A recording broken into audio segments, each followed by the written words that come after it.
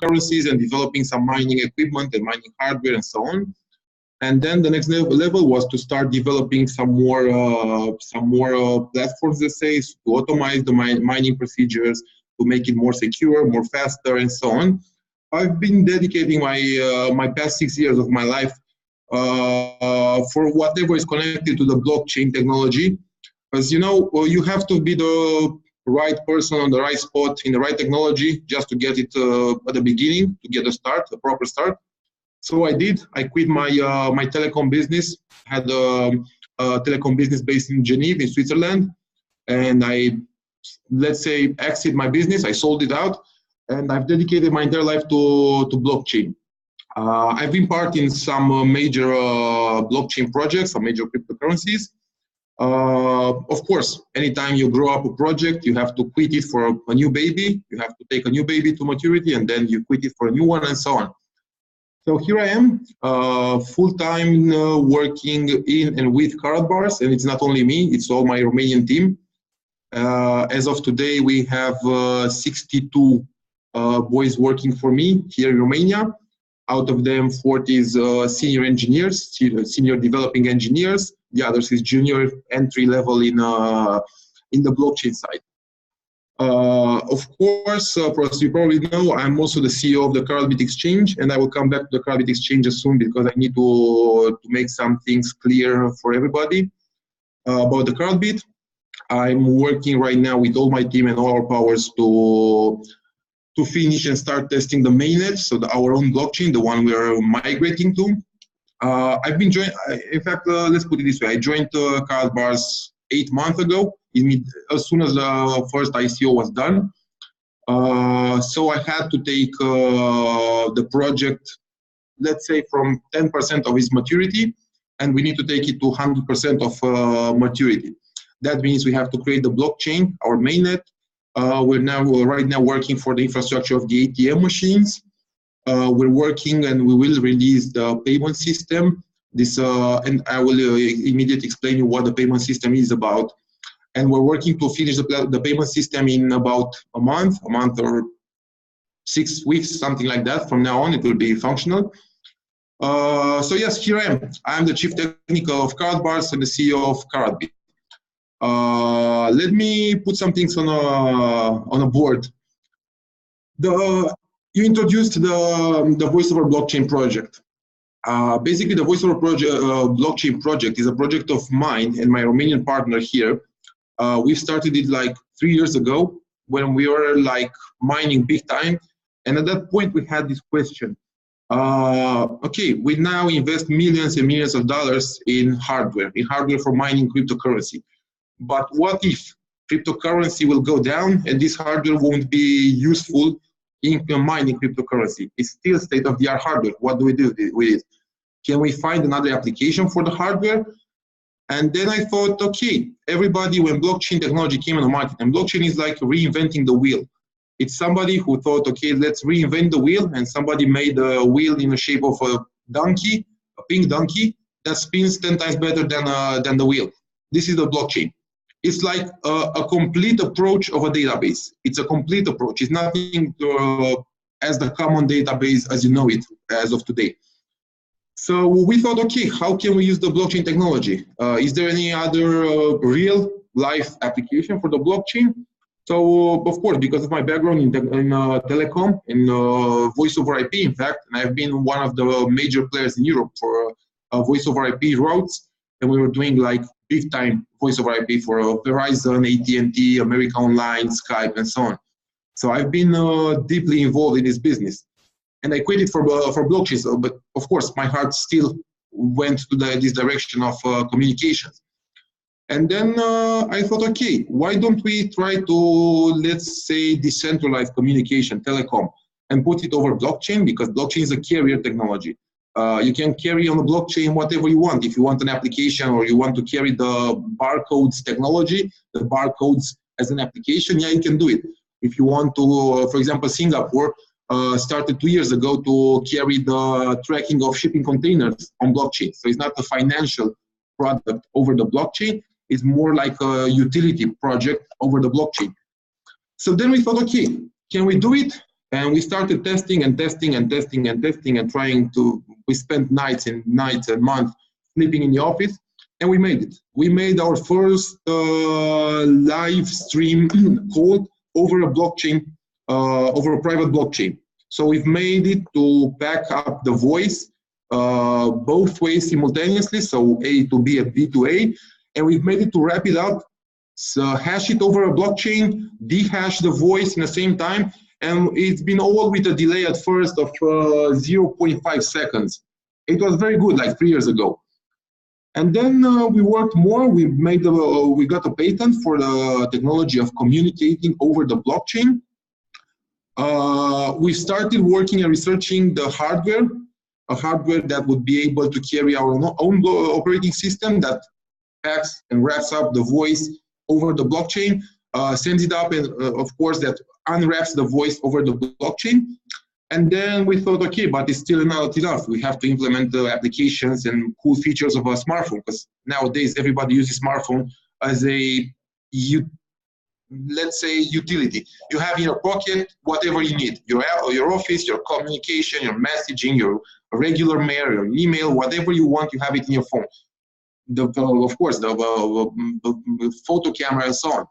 So we thought, okay, we need a better spread and a better application on this. And that was like 2 years ago.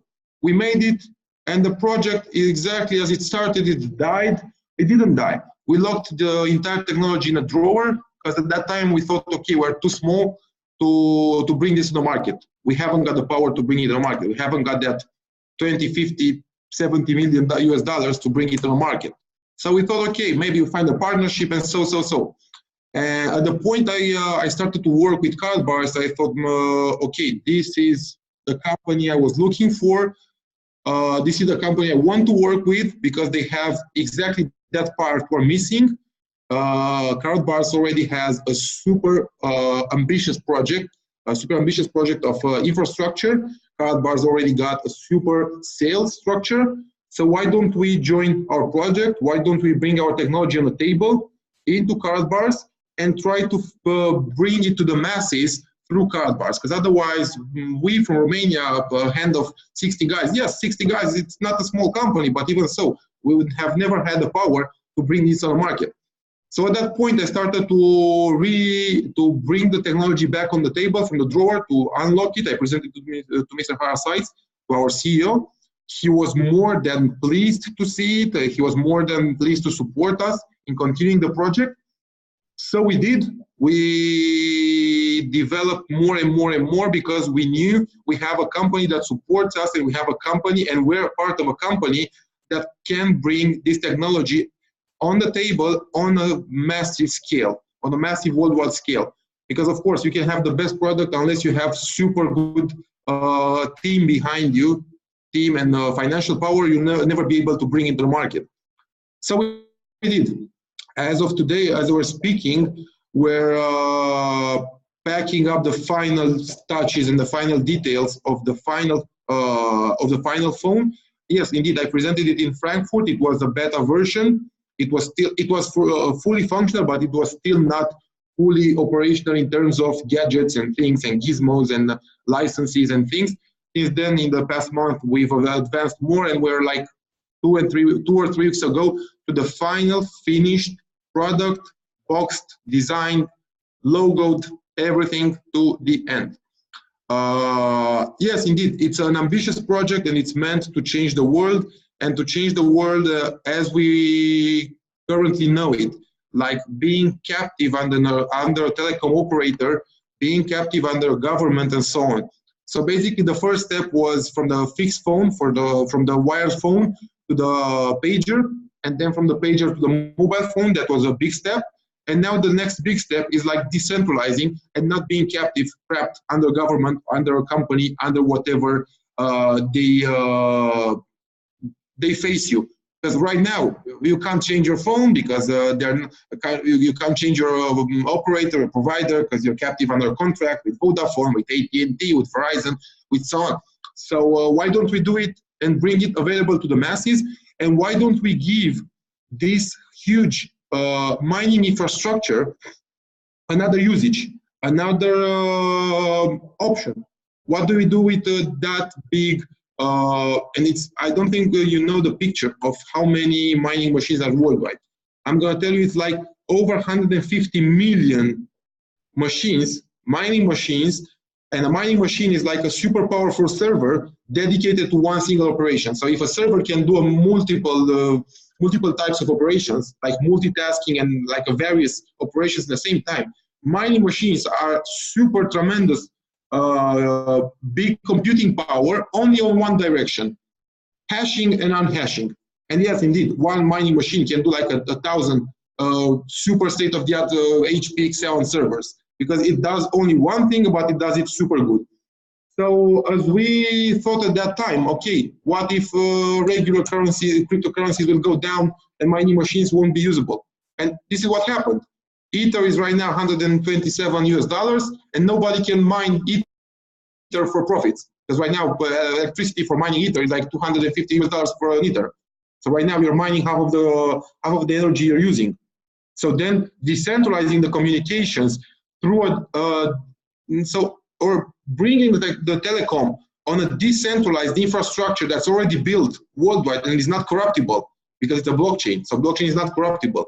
That means we have a new technology, a new application in the market, and Karatbars will bring it available to the masses.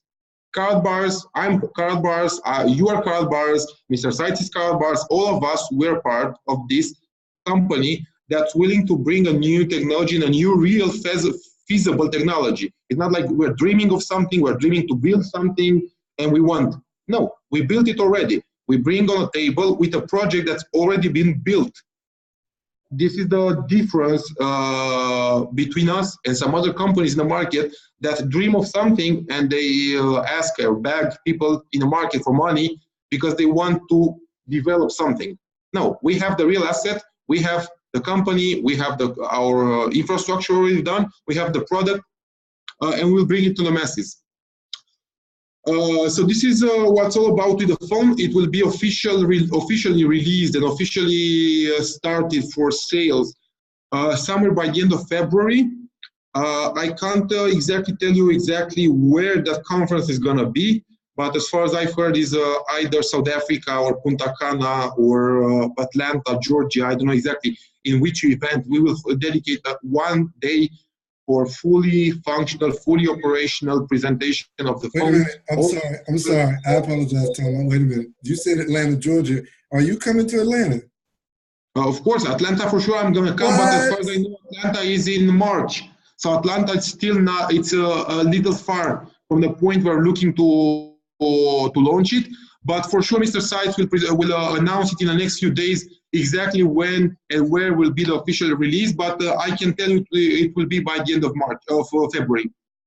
So from that point, it will be a package available, a package that you guys can sell to your downlines. You can start selling. It's a new product that will be available in Karatbars for sale. The package with the phones, of course, it's going to be some packaging with phones, maybe with some gold, some coins. I don't know exactly how the structure of the package will be done.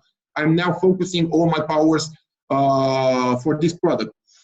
Yeah, indeed. The second cool product of the company that's about to show up by the end of April or May, something like that, is the ATM. I think you know about our ATM machines, but I don't know if you know all the details and all the picture. So the catch is like this: the ATM machine. We have the beta version. We've had it in Miami. That's the beta version. We're still not ready with it yet. At that point, we're still negotiating suppliers, negotiating parts, and so on. The ATM machine will be a completely new type of cryptocurrency exchanging machine. Why? Because we have three ways. We have cryptocurrency, we have cash or fiat money, and we have the gold, cash gold or Karatbars. So all three ways it will be available. Cash to fiat, to crypto, fiat to gold, all three ways, completely all three ways and vice versa will be available on this machine. The catch is like this. You're probably wondering, no company in the world can manage 10,000 decent machines spread all over the globe. It's impossible. to install it, to guard them, to provide internet security, to feed the machines. It's completely impossible, and to face the technical issues. So then we thought, okay, why don't we give the machines as a decentralized infrastructure as well? So we build the entire infrastructure. We build the mainnet behind the machines. We build the entire platforms, the technical platforms of it. We build the entire, let's say, infrastructure for the machines, for the ATMs. And then you have you are our affiliate. You need a new product for sale. So then let's do it like this. You can sell the machines to the end users. The end users will have the machines in their shop. And at that point, it will be like a big percentage of all the incomes generated by these ATM machines will be revenues for the shop owner. So if you have a pizza shop, if you have a restaurant, a hotel, whatever you have, you can buy a machine, place it over there, you feed it with cash gold, you feed it with internet, and you guard it, and then most of the revenues generated by this ATM will become yours. So it's like a revenue generator for you. It's like you buy a popcorn ATM in your location. You feed a popcorn ATM with corn, you feed it with oil, and then you get the income. You pay the cost for the corn and for the oil, and then you get your entire profits.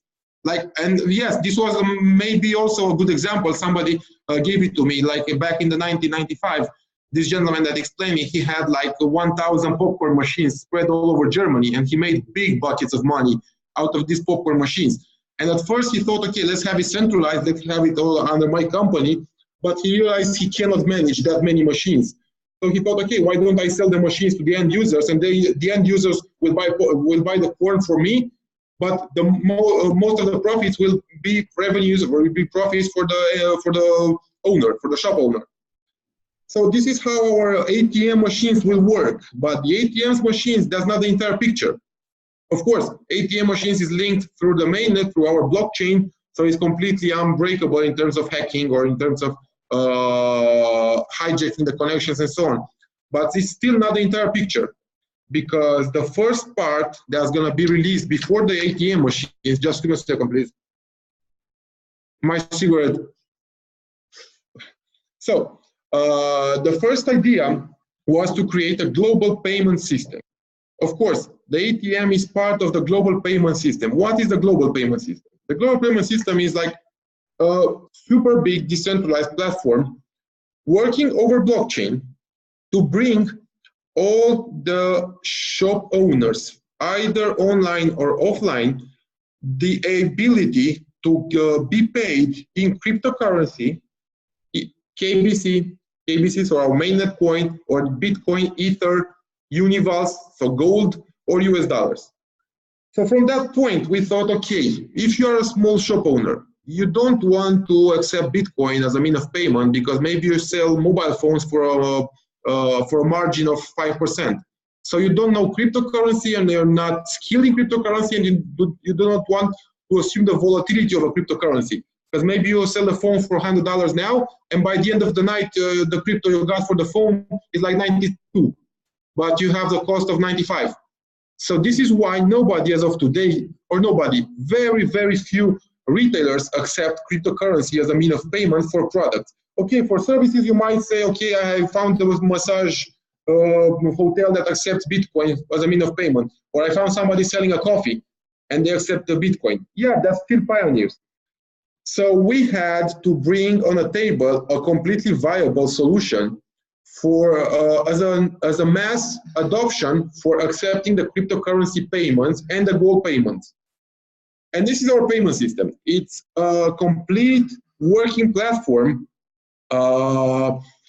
having modules for all the major online shops available on the market, having the POS version for the offline shops. So yes, indeed, it will be a POS for the online shops, and the POS is not a machine, old-fashioned machine like, you know, the credit card POS. Is going to be either Android or iOS, whatever you choose, a tablet or mobile phone that will have the feature for our phones, but it makes no sense to use the blockchain phones for a POS. One moment, Toma. Are you telling us that you're going to have a smaller device that companies can use at like a point of sale machine for those that can't get an ATM or don't want that application? You mean they're going to have in their store a device where they can do crypto? Indeed. Let me explain you. So the payment system will give both the online shops and the offline shops the capability to accept cryptocurrency as a means of payment. Our cryptocurrency, some other cryptocurrencies, and our gold. From that point, you have to spread the discussion in two sides. Online is online. For online, we work right now to have plugins for all the major online shops available. So it's not going to be like a long code you cannot implement. It's going to be like an application for Shopify, for Magento, for PrestaShop, for whatever online shop is available on the market. Of course, every major online sales platform has like its own app shop. You can buy the applications built for this type of websites. Our application, our payment system will have an application module on the Shopify, on the Magento, on the PrestaShop. So over a click distance, you can start accepting cryptocurrency or gold as a means of payment on your website. So by the checkout of credit card, PayPal, you can have the checkout in cryptocurrency. On the other side, on the physical shops, you will have any Android or iOS phone with an application or meant to transform your phone in a POS. So whenever somebody buys in your shop a pizza or a souvenir or a painting, he can choose to pay in fiat money, in cash dollars, in cash currency, of course you accept it, in credit card on a regular POS, or in cryptocurrency on our POS. And then at the very beginning, when the shop sets up his own payment system, the shop will be able to opt for, do I want to be paid in cryptocurrency and assume the cryptocurrency volatility? Then the payment system generates user wallets for every payment. The shop gets paid in cryptocurrency, and by the end of the week or by the end of the semester or month or whatever he sets up in the back office, he can get paid in that, he can get all that cryptocurrency in his wallet.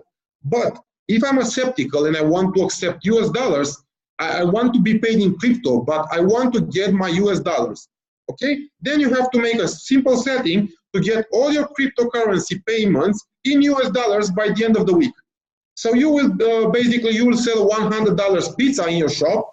The person will pay you in cryptocurrency, but in your back office, you will be paid, and in your bank account, you will be paid your $100 you sold your product for. The volatility of cryptocurrency is our problem. The cash flow for the cryptocurrency is our problem. We deliver you cash in your bank. You as a business. You will be paid in your cash or in your crypto as you pre-set up the payment system. More than that, this is nothing. Wait, so tell me, wait, I'm sorry. Okay, so I know some things when we have our conversation. I tell you guys, I have to slow Thomas down. He can talk to y'all like this for 4 hours, and you won't get your bonuses because this is the guy who pays them. But Thomas, like 2 in the morning, where he at it somewhere. Like, no, it's 2 in the morning. It's 2 in the morning. Yeah, it's 2 in the morning. Yeah, there you go. Where's that energy? What are you, man? Oh my God. Look, so Thomas, here's a question. And I know some things we aren't allowed to share. So if it's an area where you're in agreement with Mr. Seitz not to share, then by all means don't share it. But if you can, I want to blow up this Zoom, okay?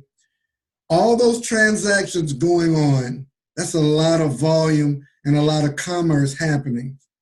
Is there anything that you can speak about that's in place for all these? I was about to tell it to you. Yes, indeed. I can tell you most of the strategy. It's not a secret. So the idea is like this. All the transactions over the payment system, it's happening using our mainnet, our blockchain. Of course, part of the fees generated in our blockchain will come back to you guys, will come back to our affiliates. But that's not all. That's not all. Just a second. The most important part is like this. You are our affiliates. We want to become global with our payment system. So then the idea is like this, and I want you to put the speakers on 100% volume. We have 550,000 active affiliates worldwide. we will give our affiliates the opportunity to bring the shop owners in our system. You as affiliates will be able to knock the door of your pizza shop in a corner. Hello, sir.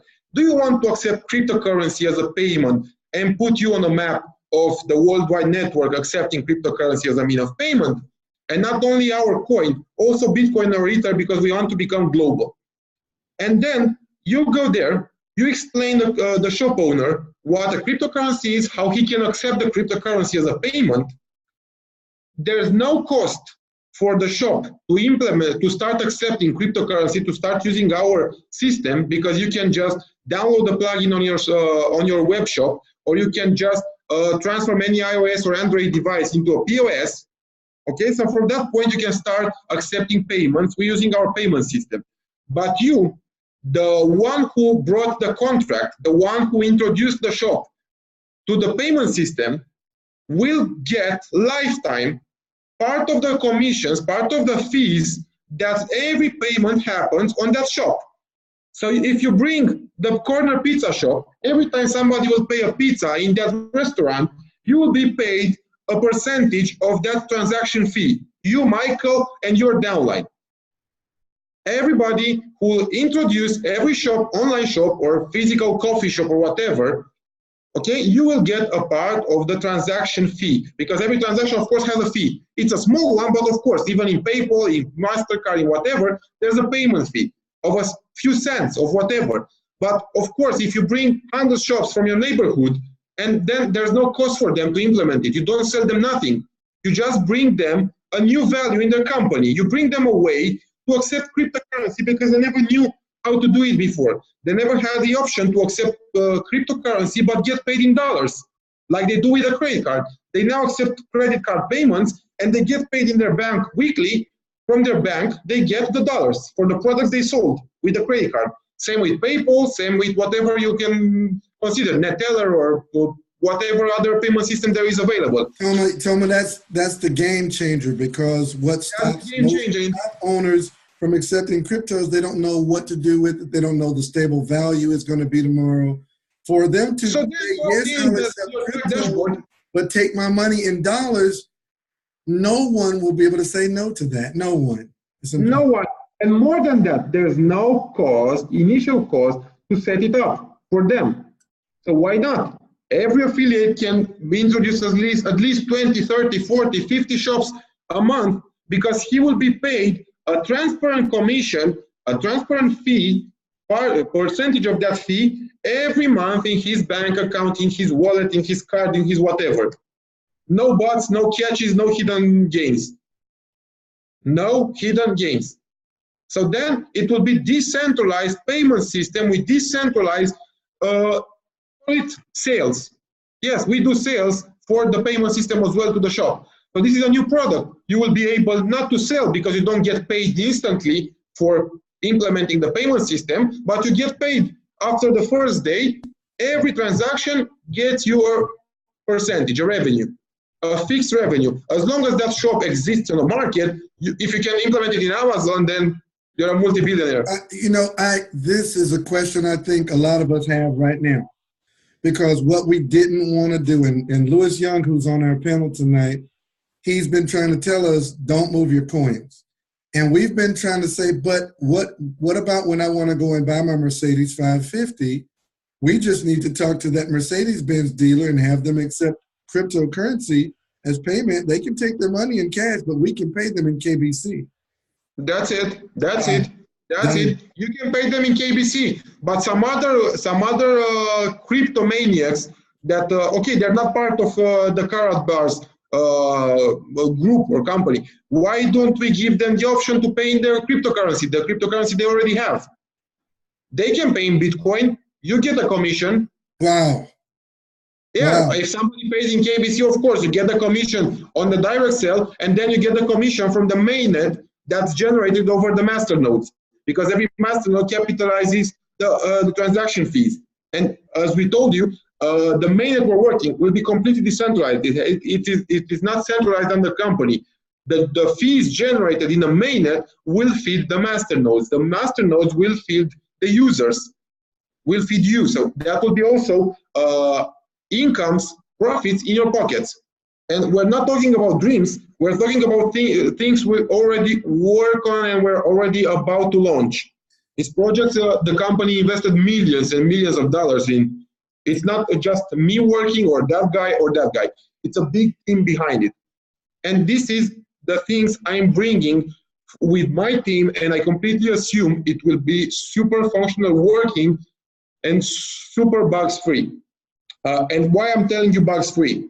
Because yes, indeed, we have the Karatbit exchange, and there is some bugs, and probably you're not happy with it, as I'm not happy with it.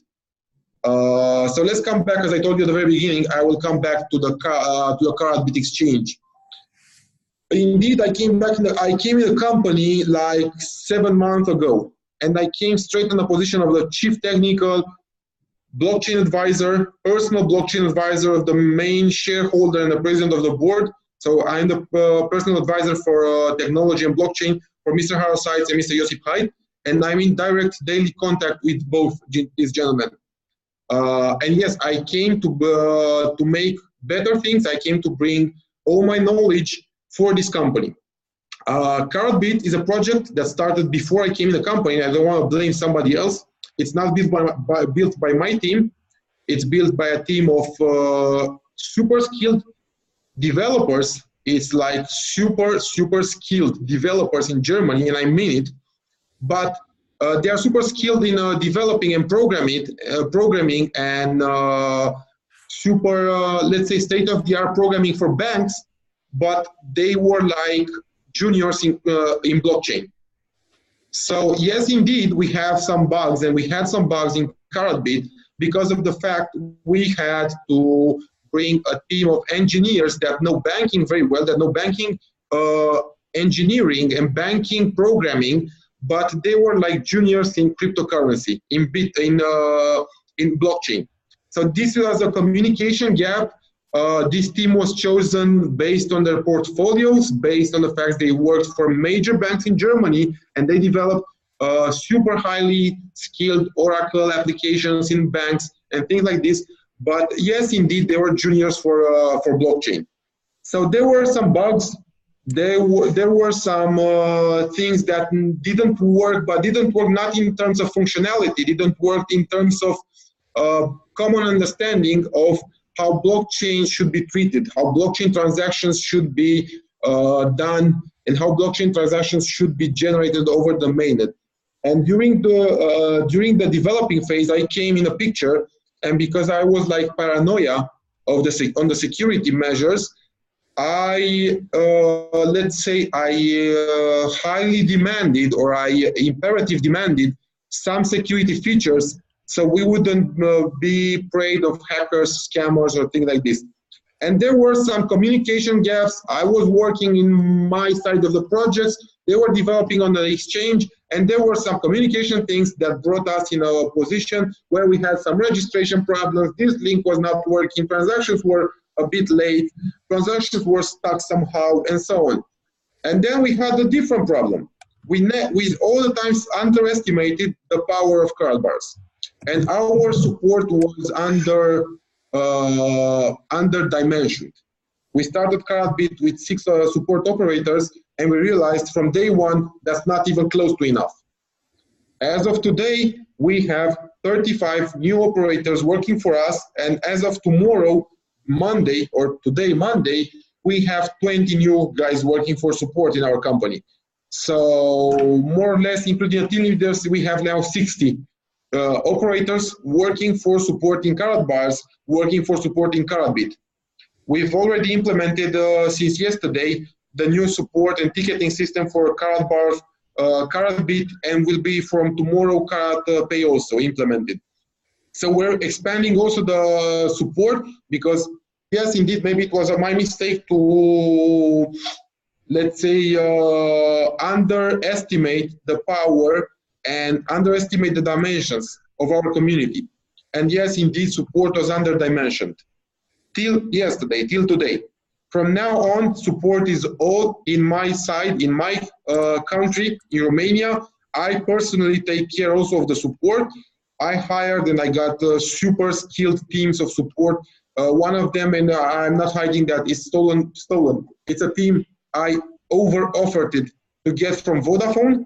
I got 20 new boys working in Vodafone for 6 years, technicians for supporting Vodafone, and I got the entire team, including the team leaders, from Vodafone, and I got them in my office in Romania, in our building in Romania. I got another team from another major banking companies, like the branch of Erste in Romania, and they were like support for Erste for a long time, and now I got them in our team.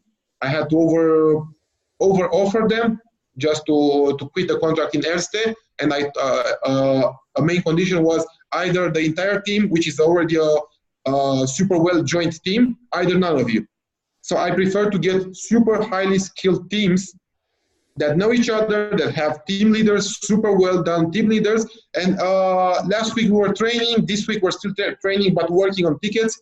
So starting the end of this week, we should have every support ticket on every channel answered in under 24 hours for the first month.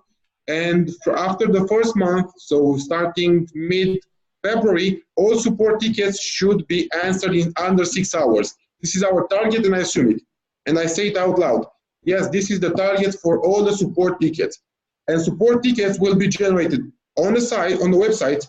Karatbit, Karatpay, Karatgold, Karatbars will be generated from the emails you send to support at Karatbit, support at Karatbars, support at Karatpay. So every support email you send to these emails will be converted into a ticket in our ticketing system.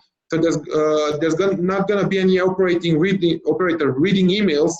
It will be a complete new automatized Zendesk ticketing system that converts every issue on every channel to a ticket completely traceable and completely resolved by our team. Also Facebook, by the way, also the Facebook page starting tomorrow will be implemented in our new ticketing system. So every time you send a message to Karatbars International on Facebook, that would be converted in a ticket in support. But please, and because I'm here, you need to explain all your downlines, to explain the members. Support, that's not aliens, that's not gods, somebody reading your mind.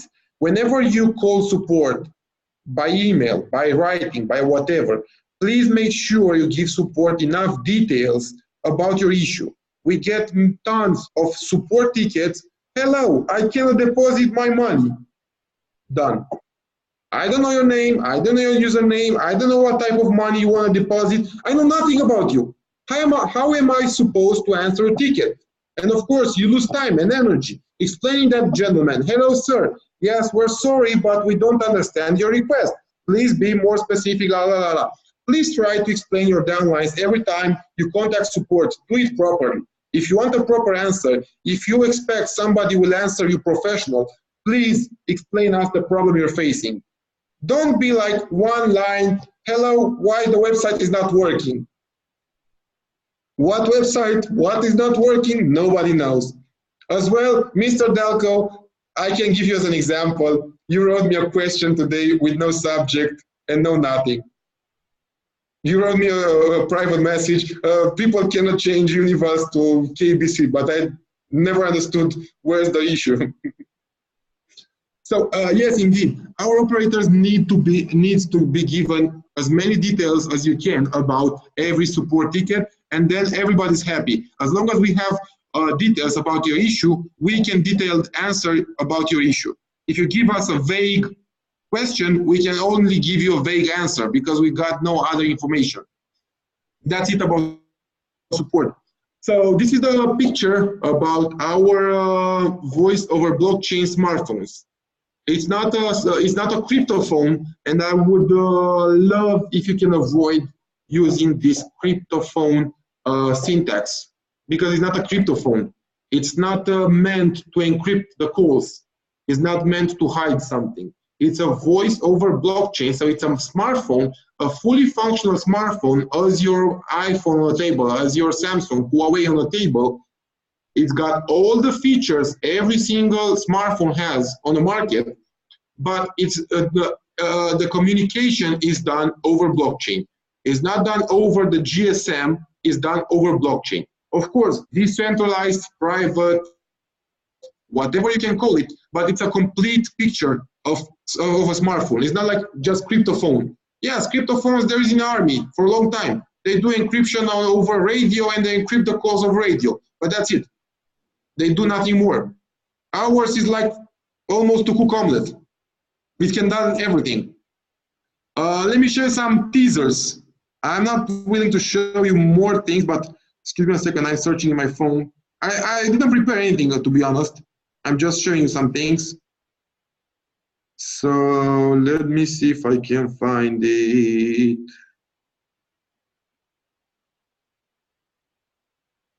Just a second, please, to find some.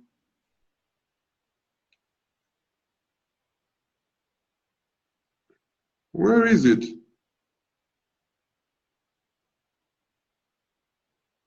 I don't find them. I was about to show some nice pictures.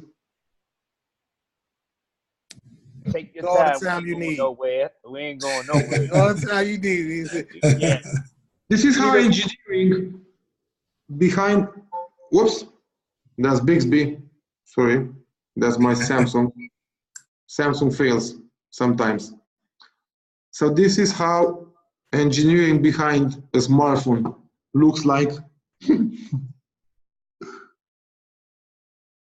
Engineering every single piece, every single thing of a smartphone, and this is the like behind the curtains. Things we're working on a daily basis. Like a few days ago, we were about to finally decide the final layout of the user interface and these icons and things, and that was a hard task for me because I'm not a designer, I'm not skilled in design. So we had all the company to vote features and things and to vote design things to finish them up and wrap it up in the final shape of the operating system. And let me show you some things. Where is it? I have a million things in my phone, really, a million things. Toma, as you're looking for that, if you can sort of multitask, this is not a training call per se. Okay, well, there it is. So this is like more or less the user interface is completely changed from the normal phones, you know. It's completely new, everything in it. You will be able to see it, test it, feel it, call out of this phone in February by the end when we will have the official launch conference. So day one after this conference will be available for sale, and that will be end of February. So I wouldn't keep you more. I would take some questions and answers, and then I would watch the webinar you have, because I know you all gathered here for a webinar and for some training session. So I would also let Mr. Michael to do his job, because he does it big time. And he does it very well. I've watched, to be honest, I've watched some of your webinars, but you never knew, because I came undercover. I came just a second to plug in my phone, because it's... He's a spy. He came in and spied on me. So, yeah, I never spy. I all the time enter your webinars, and not only yours, all the major affiliates, and I join them and I watch them, and it's a pleasure for me to watch them.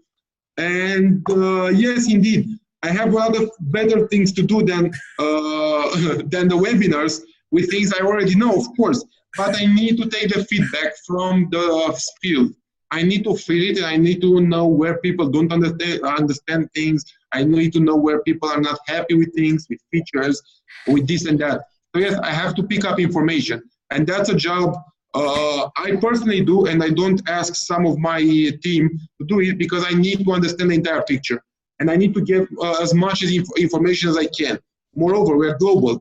Of course, every nation, every country has its own mentality, has its own way of selling, way of considering a business. So then I have to take the entire picture to understand the field and run the techniques behind our company according. You can never impose techniques unless you know your market. And to know your market, you have to watch the major affiliates to fill it. So yeah, I talk a lot. Yeah, I know. I'm all the time talking. You can talk, man. But look, okay. So this is what we're gonna do so that we don't wear you out. So the first thing is, they were laughing at me in the chat room. They say you threw me under the bus, which is good. It's good that you threw me under the bus because we want to streamline how we communicate with our support teams. And I actually thought I was doing a good job, but thank you for telling the whole world tonight that I didn't. Yeah, you did. You did indeed. You did a very good job. All the time you do a good job.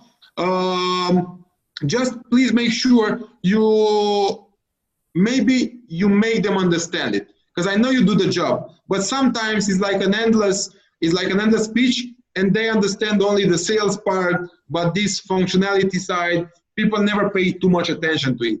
And that's also a big picture of a company. But of course, you do a super good job, and I really appreciate it. And maybe you're one of my favorites when watching these webinars, because I see you put exactly the clear point. Yeah, you put a clear point in everything, and you never change any information from the company towards your downline. You all the time offer your downline the super specific and accurate information you are given as well. So this is what I appreciate, because also I've seen some webinars, and I'm not willing to give names, maybe some smaller affiliates, maybe some of the people willing to sell more, willing to get more network on their side. I don't know if they intend to do it or they don't realize they do it, but they change the information. I've seen on Facebook people spreading the news that the company is about to have 1 million ATMs all over the globe, but we never said that. We all the time assumed for the first 2 years 10,000 machines. And yes, indeed, we will grow, but it's not feasible to have more than 10,000 machines, let's be honest. That 10,000 machines, that's like a football field full of ATM machines. You cannot do more than that in a year and a bit. I've seen affiliates denaturating to 50,000 machines. Those were like optimists. But sometimes information goes in a field a bit hyperbolic. Yeah. You, Michael, you do the right job because you do it perfect, the information, and you communicate the accurate information. And I love it. And I love how you put your webinars, how you how you spread the news, and how you explain the logics and the economy, the basic economy behind every affirmation, behind everything you present. And yeah, indeed, that's a very good job. And it's a pleasure to watch it. Well, thank you for saying that, Toma. And it's just a reflection of this entire team. Our senior partner is at an event tonight, Mr. Ty Best, but he has really poured into us. We all work together. There's no big I and little U. It's just a team of people who are ecstatic about what you and your teams are doing to bring all this technology and innovation to market.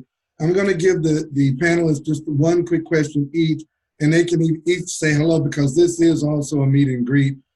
I'll start out with my question. What I was trying to say in the Skype room was, when you go to Karatbit to exchange, to sell Unival to get KBC, no matter what amount you do, it says, oops, something went wrong. It won't right now let you trade your Unival for KBC.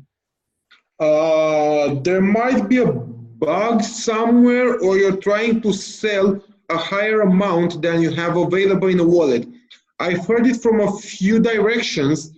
I've tested from various computers, various users, and I couldn't find the bug. But please, whenever you find this bug, make sure you print screen it. If you're Michael's contacts, please share it with Michael. And I just need a few print screens of this error with the clear visible user ID on the corner. So it's that alphanumeric syntax under the logout button. Just make sure you take a clear print screen of this error and let me have it, because every error has a correspondent in the backend. So we will follow the error and see what's happening. I've heard it from a few sources in the past few days. For sure, that's not a permanent bug. That's a temporary bug, but we need to understand where it comes from. It works. From my side, it works. I've done it today a million times. I've done it yesterday a million times. 10 different computers, different browsers, different users. It works for me. I don't say there is no bug. Of course, if 5, 6 people say there is something wrong, for sure it's something wrong. You know, if it walks like a duck and looks like a duck, it's probably a duck. So yes, I will hunt for this bug, but usually the same error you get if you want to sell, for example, 1,000 univalves, but you only have 999 available. Yeah, they've tried different amounts, but I will do some screenshots and I'll ask them for some as well, and I'll send them over to you. Just a few of them would be enough to understand the problem, and everything can be sorted out. So don't worry. Yeah, bugs all the time appear. Even eBay, Amazon, they have bugs. Yes. Okay, so, and then I'm gonna introduce you to a few of our team members. I know Roger Williams looks like he's on a plane. Since this is a meet and greet, I'll give Mr. Williams a quick chance if he's not in flight here to say hello to you. Mr. Roger Williams, if you can hear me. There he is. I hear you. Hey, look, I am traveling, heading back to Atlanta, actually just arrived, and wow, man, let me tell you guys something. Everything that we have going on is absolutely amazing. I just finished a great event up in Lansing, Michigan with the great Mr. I almost said Al McKay. Gregory McKay and Sonia Townsend and the folks up there. Nita Nakos was there, Brian Cromley. And let me tell you, folks, we went by the book, Mr. Ovidio, by the book. Everything that's in the corporate documentation, that's what we talked about. And I'm proud to do that, happy to do that. We're locked in. We're not deviating. Whatever company says, we told them, follow the corporate culture. Mr. Dalco, absolutely brilliant putting this together. Man, I'm locked in with you, man. Hey, dinner tomorrow, my brother. Thank you, Mr. Williams. Mr. Ovidio, someone just texted me and asked me, could I actually do a transaction live on screen and let you watch it? Do you want to do that real quick? Yep, of course. All right, I will, I'll throw myself under the bus again. I'll open one of my accounts. Excuse me, Michael. Let this gentleman have the transaction on his side. Print screen it, send it to you over Skype or over this Zoom, and I would take this issue, forward it to my team live, and from that point tomorrow we'll have it sorted. Just one print screen will be enough. Okay, can you see my screen, Toma? Yep. All right, there's 20 Unival here. Okay, let's go on the market for market Unival with KBC, for example.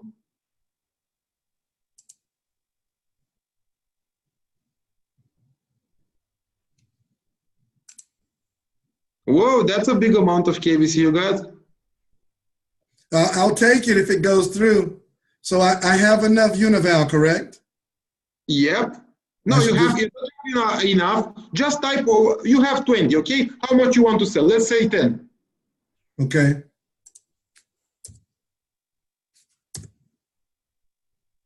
It's good? Yep, and sell, click sell. Okay, that's interesting. Let me have his print screen, please. And okay.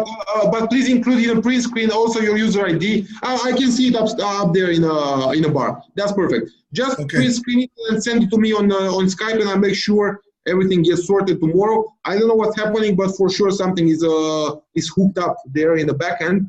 But also I've seen you made a mistake right now.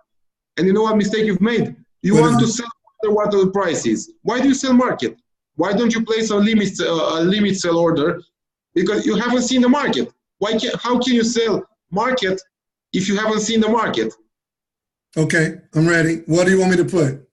No. It's like as a user, every time a user wants to sell something, you have to know the market first. So first, it's like just not a joke, but it's a thing I've seen, and usually a user shouldn't do it. So first, you have to scroll to the market, see what's the market, how much the market can absorb. For example, right now it's 172. Yes, indeed, you have a market. You have 400 something pending. No, the market, I mean the orders. Scroll down, please. So first you have to see the pending orders. What's the pending orders? And then you get a picture of how much you can sell for that second. Because if you want to sell 1,000 univals, but there's no market for 1,000 for that second, it's only for 500, then it makes no sense for you to lose money. So it's better to sell 500 as the market can take on that point, and then sell some more in the next hour when the market gets some more volume. So usually, whenever you sell something, you have to see the buy and sell orders, get a clear picture of the prices in that moment, and decide how much to sell and if to sell or not. This is like just tips and tricks of how to use the exchange. Because maybe you want to sell market a big volume, but you will get like a shitty price because you only sold a part of it for 172, and then it goes down and you sell for an average of 150, and it makes no sense to lose money. Very good. I got it. Thank you. You're welcome. The next person I want to introduce you to is we call her the Golden Voice. She moderates our Tuesday power call. And so in this meet and greet, we want to give you the privilege of hearing the voice that has music playing behind it. Miss Maxine Jones, say hello to Mr. Tomo Video and anything else you want to say to him. Good evening, Toma. It's a pleasure to meet you. And thank you so much for being on this platform this evening. I am trying to take this all in. I'm telling you, the blockchain technology is vast and unlimited.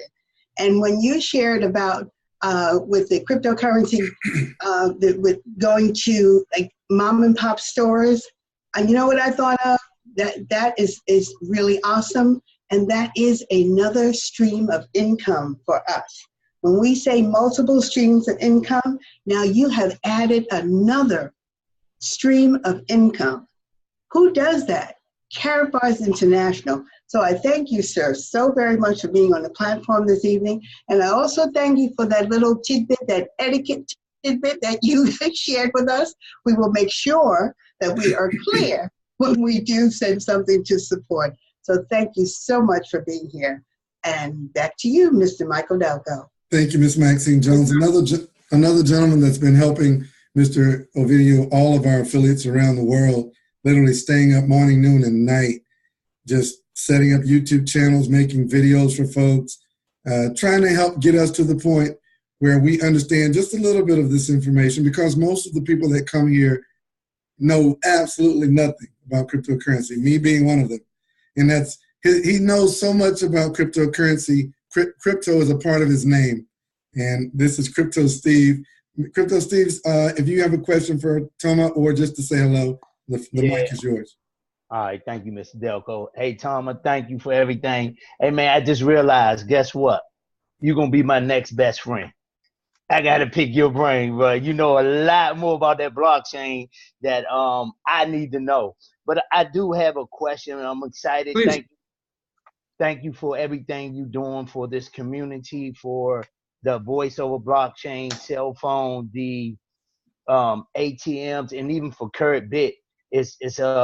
I would say it's just marvelous to have an opportunity to start with a company with Karatbit, and then some of the features and the way that you buy, trade, and sell and all that is wonderful. I have a two-part question. The first part is this. So will you guys ever, well, no, I'm not going to ask that one. Let me ask this one.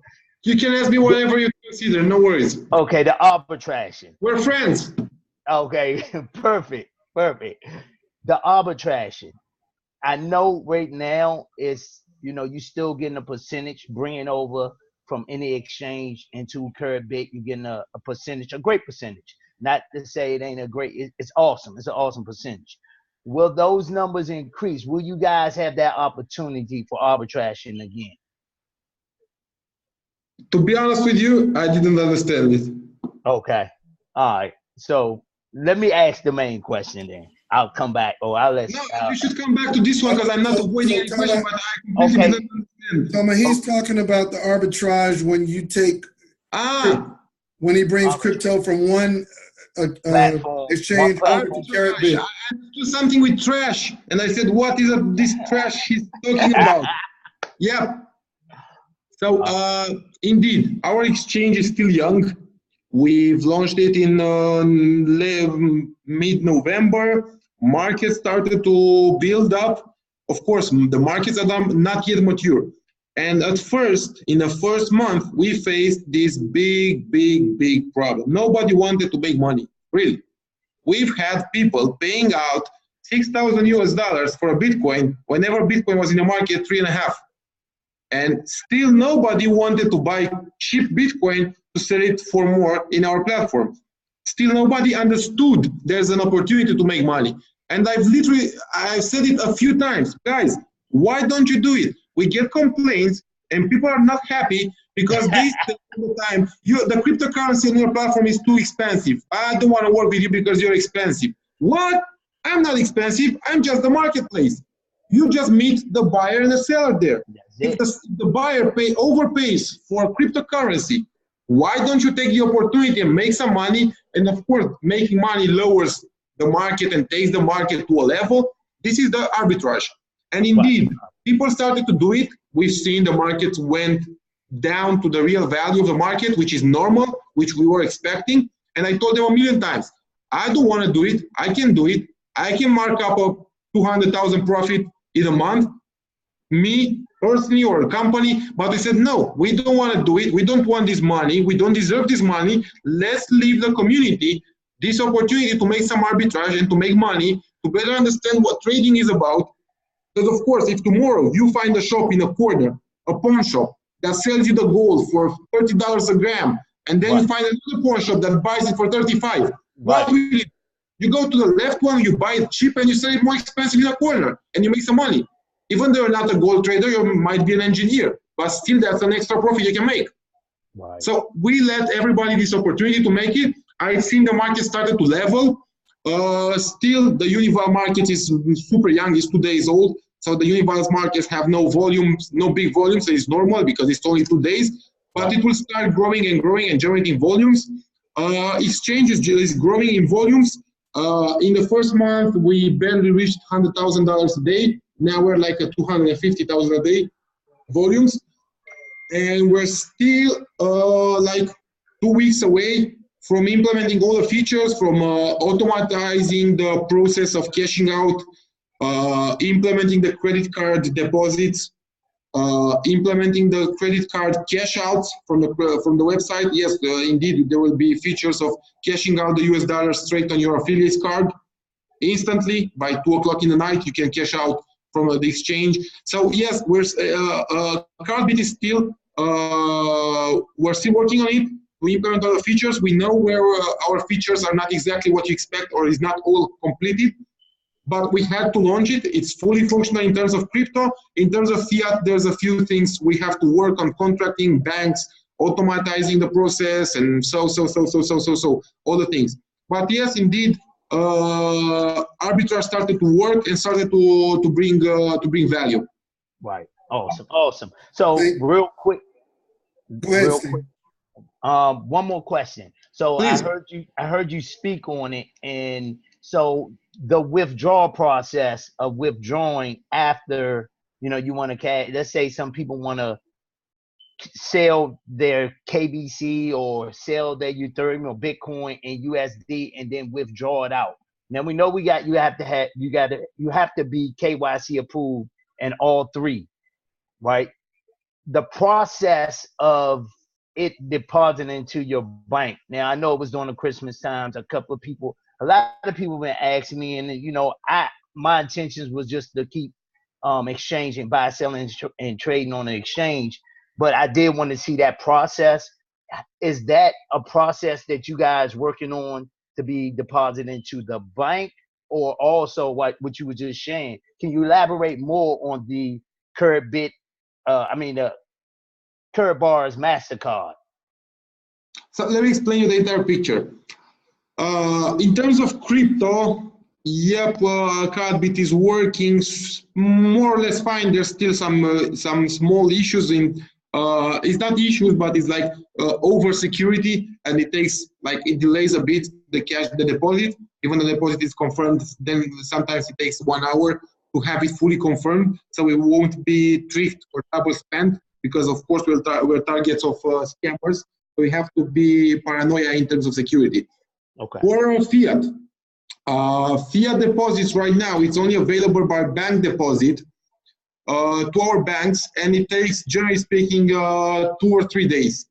There's been some isolated cases where it took more, because sometimes the sending banks, so if you know the process of depositing, when you deposit by wire transfer, you have to write on transfer reference, you have to write your transaction, your ID, the ID you're given in a Karatbit. If you don't write that one, we don't know who to designate the payment. So we're still receiving payments, $1,000, $3,000, but we don't know who the sender is. Sometimes your wife would send the money, and we don't have your wife registered, we have you registered. But then we only get $1,000, and we need to wait for somebody to cry in support for that money because we don't know who to designate the money, just because sometimes the banks don't send the reference, or you forget to write it, or you mistype it. We're getting like 50% of payments come with no transaction ID, or it comes with a mistyped or a missing number, a missing letter, and we cannot identify the sender. Sometimes we identify by the family name, and we have to run manually to see who might be. But if you don't have a clear picture of who that person is, you cannot create the account. It will also, on the withdrawals, we had some issues with the banks because sometimes customers didn't understand they have to use the international accounts. We were getting cash outs from our exchange on the US banking account numbers. US bankings have two different types of accounts. The short ones that you use internally, domestic in America, and the international ones. Unless you provide us with the international ones, the banks can never send the money out. Or we try to send out the money to an account that our banking system identifies is wrong, because that's just the American national short account. All the time, make sure you ask for the proper bank identification code and a proper bank account that would accept international payments. We had some issues with these things, I don't hide. Of course, we don't handle the payments manually, we had to handle them automatically.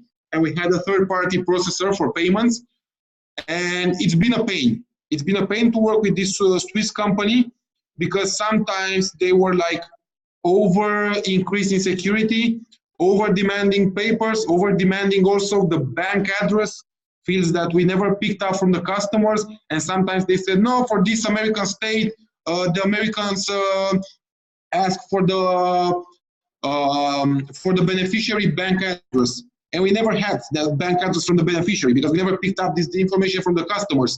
So we faced, okay, we cannot send the money to these guys. And we faced some technical, not technical, we faced some, let's say, working flow issues of this. We're still facing some customers that send us the wrong number. Literally, they mistype the account numbers. We send them the money come back. The banks in the middle take some commissions.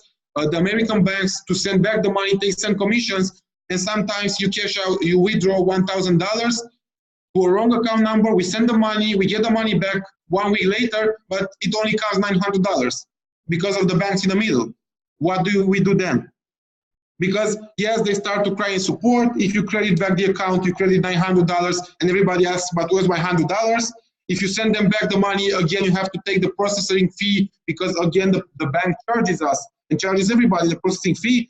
And in the end of the day, you withdraw $1,000, it comes back to us, you withdraw again, and it only costs $850. So that's, of course, things we don't accept. And this is why it's been a little slow with the cash outs in the Christmas time, because it was Christmas, banks were closed, Americans banks were closed, or Swiss banks were closed, or whenever Germans worked, Swiss were not working, and so on. So we had some issues and some delays in the cash outs in the Karatbit. Nothing ever gets lost in a company, no money gets lost, no money remains without, rather than being paid to you. It's been a bit slow to change all these processes. As of today, we have the new Deutsche Bank processing payments for us. Tomorrow I will sign all the transactions up to date, all of them up to date, using the Deutsche Bank. But again, if I don't have the correct banking details, again, it will be for some customers delayed cash out. This is why we are right now working with our MasterCard supplier to implement the MasterCard you have in your pockets already as a cash out method for instant cashing out from Karatbit. So yes, indeed, in the close future, in the close weeks, you will be able to cash out US dollars with the speed of light. You just cash out and you have your credit card credited automatically over API. So we will avoid these unpleasant situations, and we will avoid, because yes, this is why we want crypto to become the next payment system worldwide, because banks is completely, excuse me for this shit. Banks overcharge us, banks takes 3, 4, 5 lazy days. You never know how long it takes from Europe to America to cash out on a bank. They charge you as much as they want, and it's never transparent, and this and that. So yes, indeed, this is why we fight the traditional system of banks. We still need to work with them, because you still pay your invoices, you still buy food in the supermarket with your credit card, with your bank. But I'd say in the next 10 years, it will be like 50-50 users on blockchain and banks, regular users, blockchain and banks. So yes, indeed, we're working on a cash in, cash out. So you will be able also to deposit with any crypto, any credit card, any MasterCard or Visa, no American Express, unfortunately, but MasterCard and Visa, you will have the option to deposit US dollars on Karatbit with no commission. In the next few days, week, of course, there will be some limitations. For the first transaction, it will be like at most $500, and till we build some background with the customers, because sometimes banks can approve a credit card payment, but of course we're facing these scammers again and credit card frauds and things like this, and we have to ward ourselves about these problems. So yes, indeed, there will be some extra security. Crypto is crypto. So if you buy with a credit card today, you can cash out the crypto instantly you bought with a credit card, and in the end of the day, we realize that your credit card was stolen, a scammer used it, and you complain to your bank to get your money back. You get your money back, but we lost the crypto, so we lose the money. So we have to implement some super state-of-the-art features directly with MasterCard and Visa, and we're working on it. Mr. Sites is working on the contracting side, on the legal side with them. I'm working on the technical side to have it working. I'm gonna work really hard. Thank you, Toma. Well, I'm gonna work really hard to not take up too much more of your time. I wanted to just go around quickly, let the rest of our panel say hello to you. And guys, we've got 600, 700 people on here. We couldn't possibly answer so many questions.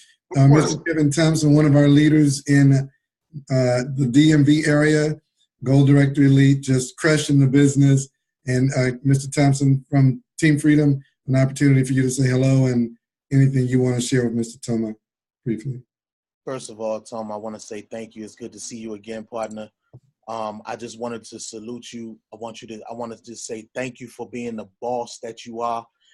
Thank you for your brilliance and bringing that to our platform and allowing all of us to be a part of your vision and to be a part of the carriers of your mission to the world.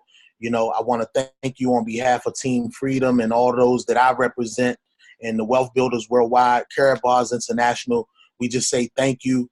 We appreciate your transparency. We wish you Godspeed and the best for everything that we're doing. Man, I just can't thank you enough. I had one question. I really think it's kind of irrelevant, but we always teach there's really no dumb questions. So I'm gonna ask it anyway. Is there any chance that all of our platforms will ultimately merge so that we can interface them the way that we've done with Karatbars to switch to Karat Gold and Karatbit and so forth and so on, so that there's no logging in and out, where we can just basically kind of lily pad hop through whatever Karat Pay, the Karat Gold, the Karat, the Karatbit. Is that foreseeable in the future? So indeed, we know it. We know the issue. We understand the user experience sometimes is annoying to use 3-4 logins, 3-4 different platforms and so on. This happens just because the business expanded in some more directions than it was initially meant. So initially Karatbars was trading only gold, and so then we started to implement the crypto, the blockchain technology, and we had the ICO and things like this. So indeed we have right now like 4 or 5 working platforms that will eventually merge into one single universe, one single Karatbars universe. The at the time or before the time of the mainnet happening, because mainnet happening is like, that's the, let's say, not the maturity of our business, because we still develop more our business from that point, but that's like the technological link and the technological connection between all of them. So everything is based on a mainnet, everything will use the mainnet, and all the features will merge eventually into one single Karatbars universe. The sales, the trading, exchanging, payment system, and ATMs. So all of them will be the features of Karatbars. So of course, everything will be under one single platform, but we're still working on it. We're still working to bring all the universe together, and we're still working to have all the functionalities together. Because of course, also the ATMs will be connected with Karatbit, because you can redeem your universe straight in the ATMs. You can just locate the nearest ATM on Karatbit and go to the nearest ATM and withdraw the gold, or withdraw your cash out of the nearest ATM. That is crazy. That is crazy. It's part of the payment system. So of course it's going to be all together. Yes, indeed, technically speaking, it's super complicated, because it's different databases, but there will be a T0 when all of them will join, all of them will merge, all the databases will merge. But yes, it's a bit tricky. It's a bit tricky because sometimes users have different accounts on different platforms with using different emails, so you cannot exactly see which one is your account on Karatbit, which one is on Karatbars. Maybe you're using different emails, and we cannot automatically do. And it's going to be annoying because you'll be blocked on one because it's only one user for all of them and things like this. So yes, it is a T0 when we will tell everybody this is T0, 3 days, all transactions are suspended, because you have to, we reset your passwords. You have to create a unique password, a unique ID. Maybe we'll make a new interface for generating your unique Karatbars ID. And basically you'll have to re-register your name and your email as a general picture, as a general user ID, and then you have to, let's put it this way, you will have a platform, you register a new account that you will be using on the entire universe, and then you have to re-register to sign in all your accounts into one single web page, and then we merge all your accounts under one single general account, let's say, general picture account. And from that point, the old users won't be useful anymore, and you use the new login for all our universe, all our platforms, and all the features will be there. All the features you're using right now in different websites, in different platforms, will be in one single picture. We know it, we work on it, but it's not possible before we release all the things. And that will be like in June, July, August, exactly before we launch the mainnet. So yes, the answer is yes. Now that you guys know that Toma Ovidiu will be in Atlanta in April, you definitely need to get your tickets. Mr. Best told me that if we sell out of tickets, we need to add to the room. There are no additional meeting spaces left in Atlanta during that weekend. So we have what we have. This will sell out quickly, especially knowing that this gentleman is here. I know you guys have got millions of questions. I want to kick this over to my business partner, Mr. Lewis Young. This gentleman is well-versed in cryptocurrency, and I'm sure he's just over there. Somebody typed in the chat room, Lewis looked like he was going to jump out of his chair. So Bitcoin Lewis Young, you can say hello to Mr. Toma Ovidiu. So video, man, I definitely appreciate you, sir. You actually, man, you got me excited. Ain't too many people that can actually do that. Crypto Steve, no, man, we don't get excited about too much stuff, but just some of the things that you've been saying tonight, you know, I've been hearing something in my ear and it sounds like cha-ching. So, I hear cash registers ringing, but man, listen, I'm gonna tell you something, and it's kind of crazy because everything you're saying about the blockchain, I love blockchain. I love what we're doing. We're actually Karatbars as trailblazers and blockchain. You know, the things that we're doing right now. I was actually at a blockchain conference in Washington, D.C. at Howard University. And just the fact that what we're doing in Karatbars, they were talking about what we're doing as a theory. and not even knowing that we have what we have. So I feel good being in a place where we're light years ahead of things. But I got one question. Is not really about the cryptocurrency and anything like that. I just want to know, where is the customer service going to be for the phone? Because I know Crypto Steve and I plan on doing something huge with these phones. I just don't want everybody calling me for for. So what do you mean by customer service? The after sales support or what? Yeah, support. Like because we're gonna sell a ton of these phones. I know. We're gonna sell a lot of. The phones will come with a complete new support that's gonna be dedicated for that. We know.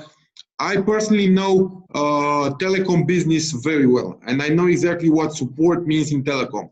And it's completely different than web support, than support for web platforms.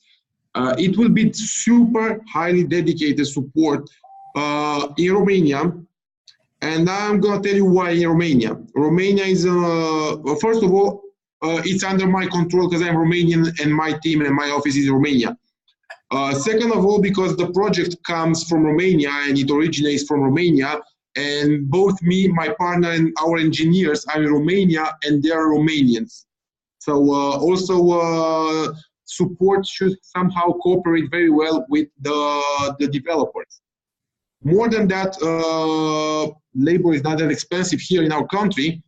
And more than that, we need to have a complete building dedicated for support, services, sales, after sales, and everything. So altogether, from my point of view, by, let's say, 1st of August, we should have about 500 people working for this project. Just for the K1, just for the voice over blockchain project, it will be 500 people working. Part of them will be deployed from my main company to lead the new headquarters for this project. Part of them will be new, of course, all under Karatbars umbrella, because it is all Karatbars. So since I joined the project, I joined with all my team, and all my team is completely dedicated to Karatbars. We're not like a third-party subcontractor or something like this. We're full-time Karatbars. And as of today, it's not like a decision or a thing we don't change in the future, or we are not willing to change if we need. But as of today, the support and the customer support and the customer sales and everything will be in Romania. In a completely new team, new headquarters, new building, new everything. And it will be, I all the time know what dimensioning is in telecom. I completely know it. All time zones, live voice support, written support, live chat, everything we need to have. Properly. Warranty-wise, because probably I will get this question shortly, what about the warranty for the phones? We're right now working to contract. So no, let's say it this way. Right now I'm getting the picture of all the countries we're active in. In every country where we'll sell more than a few units, we will have a contract with one of the major mobile phone supplier or distributor locally to do warranties for us, to subcontract warranty for us. So warranty won't happen from the center, from Germany. Nobody will deliver you warranty from Germany, because that means a super bad user experience. When you buy a product, of course, it's an electronics, so it can happen to fail, and then you have to wait 1 month to be delivered from Europe. So at that point, you just have, we will have partnerships all over the world, in every country. We'll have buffer stocks in every country for warranty issues. And generally speaking, as you noticed probably, smartphones usually don't repair nothing. You just change it and that's it. Then we have to, this is also another important aspect, that we've contracted with the main factories, the main factory of Sony components and things. The main factory is in Malaysia, the second one is in Hong Kong, and the third one is in Taiwan. So we've contracted with all the factories and the suppliers, something like this. Every time we get warranty, we need replacement. I don't care, I don't want repairs. I don't want the user to have a repaired a smartphone if we have a battery failure or an antenna failure or a camera failure or whatever. Because as you know, also your iPhones fail sometimes. The Samsungs fail. Every electronics, doesn't matter the brand, is subject to failure in warranty. So then we will have replacement buffer stocks in every major retailer, every major, not retailer, like distributor all over the world. Their distributor will just hold the stocks, the buffer stocks for us, and every time that there is a claim, a warranty claim, that distributor will be paid to send you the phone and get the broken one, the warranty one. So that's probably that supplier will get a figure in every country. We set up with them a flat rate that we will pay them to do the service of warranty replacement. For example, in America, and I'm not hiding this, right now I was discussing with one of the main Verizon the distributors. They have like 1,000 shops, 1,000 sales points in America, and probably in the US, not America, in the USA. And probably we will work with them if we reach an agreement on the contract we're working right now. So in the end of the day, it's just like you choose the nearest of their shops, the nearest to your city, and you ask them to be delivered there, to be delivered by courier to your door for the warranty things. So yes, we thought of everything, and because the project is coordinated by me, I need to have it done the German way. Nothing but the German way. German quality, German timing, German deliveries, German sales, everything perfect. But yeah, this is my business card. This project comes with me, comes from my side. I brought in a company and I have to show everybody who we are and what we can do. So Toma, I'm trying to get you out of here. Price point, can you say anything about the price point of the phone? I can't. Okay, no worries. I can't. No worries. And I tell you more, it's not like it's once it's a bit confidential on this stage. Second, it's not super. I mean, we know exactly the picture and we know exactly the costs for producing, but we're still working on the easiest way for taxation because, of course, you produce in some countries, some rice countries. Sorry for that. And then you have custom fees, and you have VTs, and a lot of things. And then you have some profit margins, and then we have some packages of sales, and then we will include some points in the packages, and this is subject to the company. But I can tell you for sure, and this is information which is not confidential, it will be big time cheaper than the iPhones. Whoa.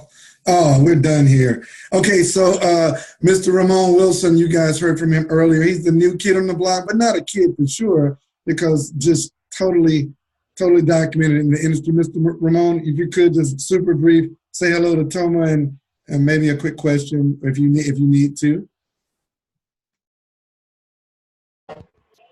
Good evening, Mr. Toma. Thanks for taking time out to speak with everybody on this panel.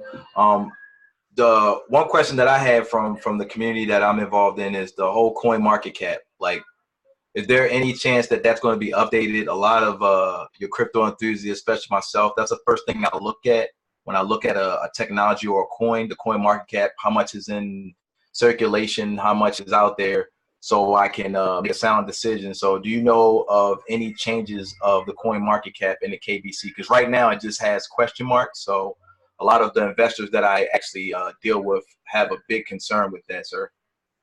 So I feel the same. I feel the same, and I completely understand your question, maybe better than everybody here. Catch is like this: CoinMarketCap, it's a company somewhere in the States. They're not transparent anyway. They're sometimes accused they manipulate the market as they want. They're accused about things. I consider they are somehow transparent, but even so, nobody can point where CoinMarketCap is. Nobody can point a contact person of theirs.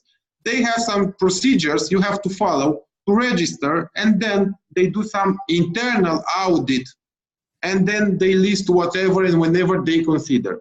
We've pushed them hard. We've been in contact with them. We found them somehow. We found some contact people in there.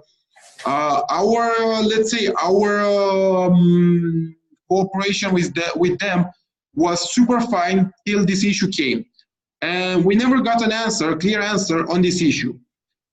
My guess, what I guess is like this: we're so super young project.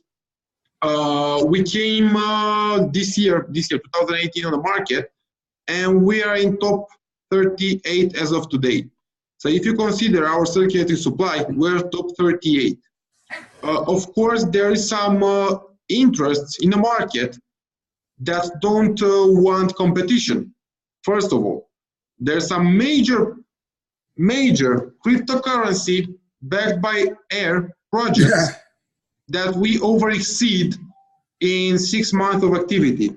And this is things that probably some persons have interest and they don't agree.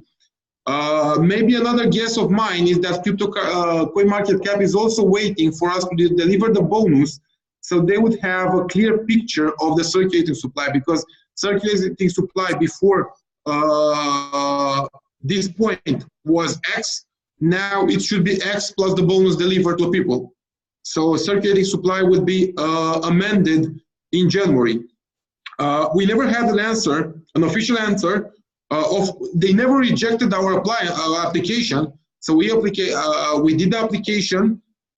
They accepted it. We got the official email. It was accepted. Then we were asked some questions. We delivered them in real time, and we provided all the information needed by CoinMarketCap. But being a third-party company, being a paid third-party company, because of course nobody lists you for free. Every project, the more or the less they consider, they pay CoinMarketCap. The more or the less CoinMarketCap considers you are worth, the more they ask for you as a listing fee. We pay them all the fees.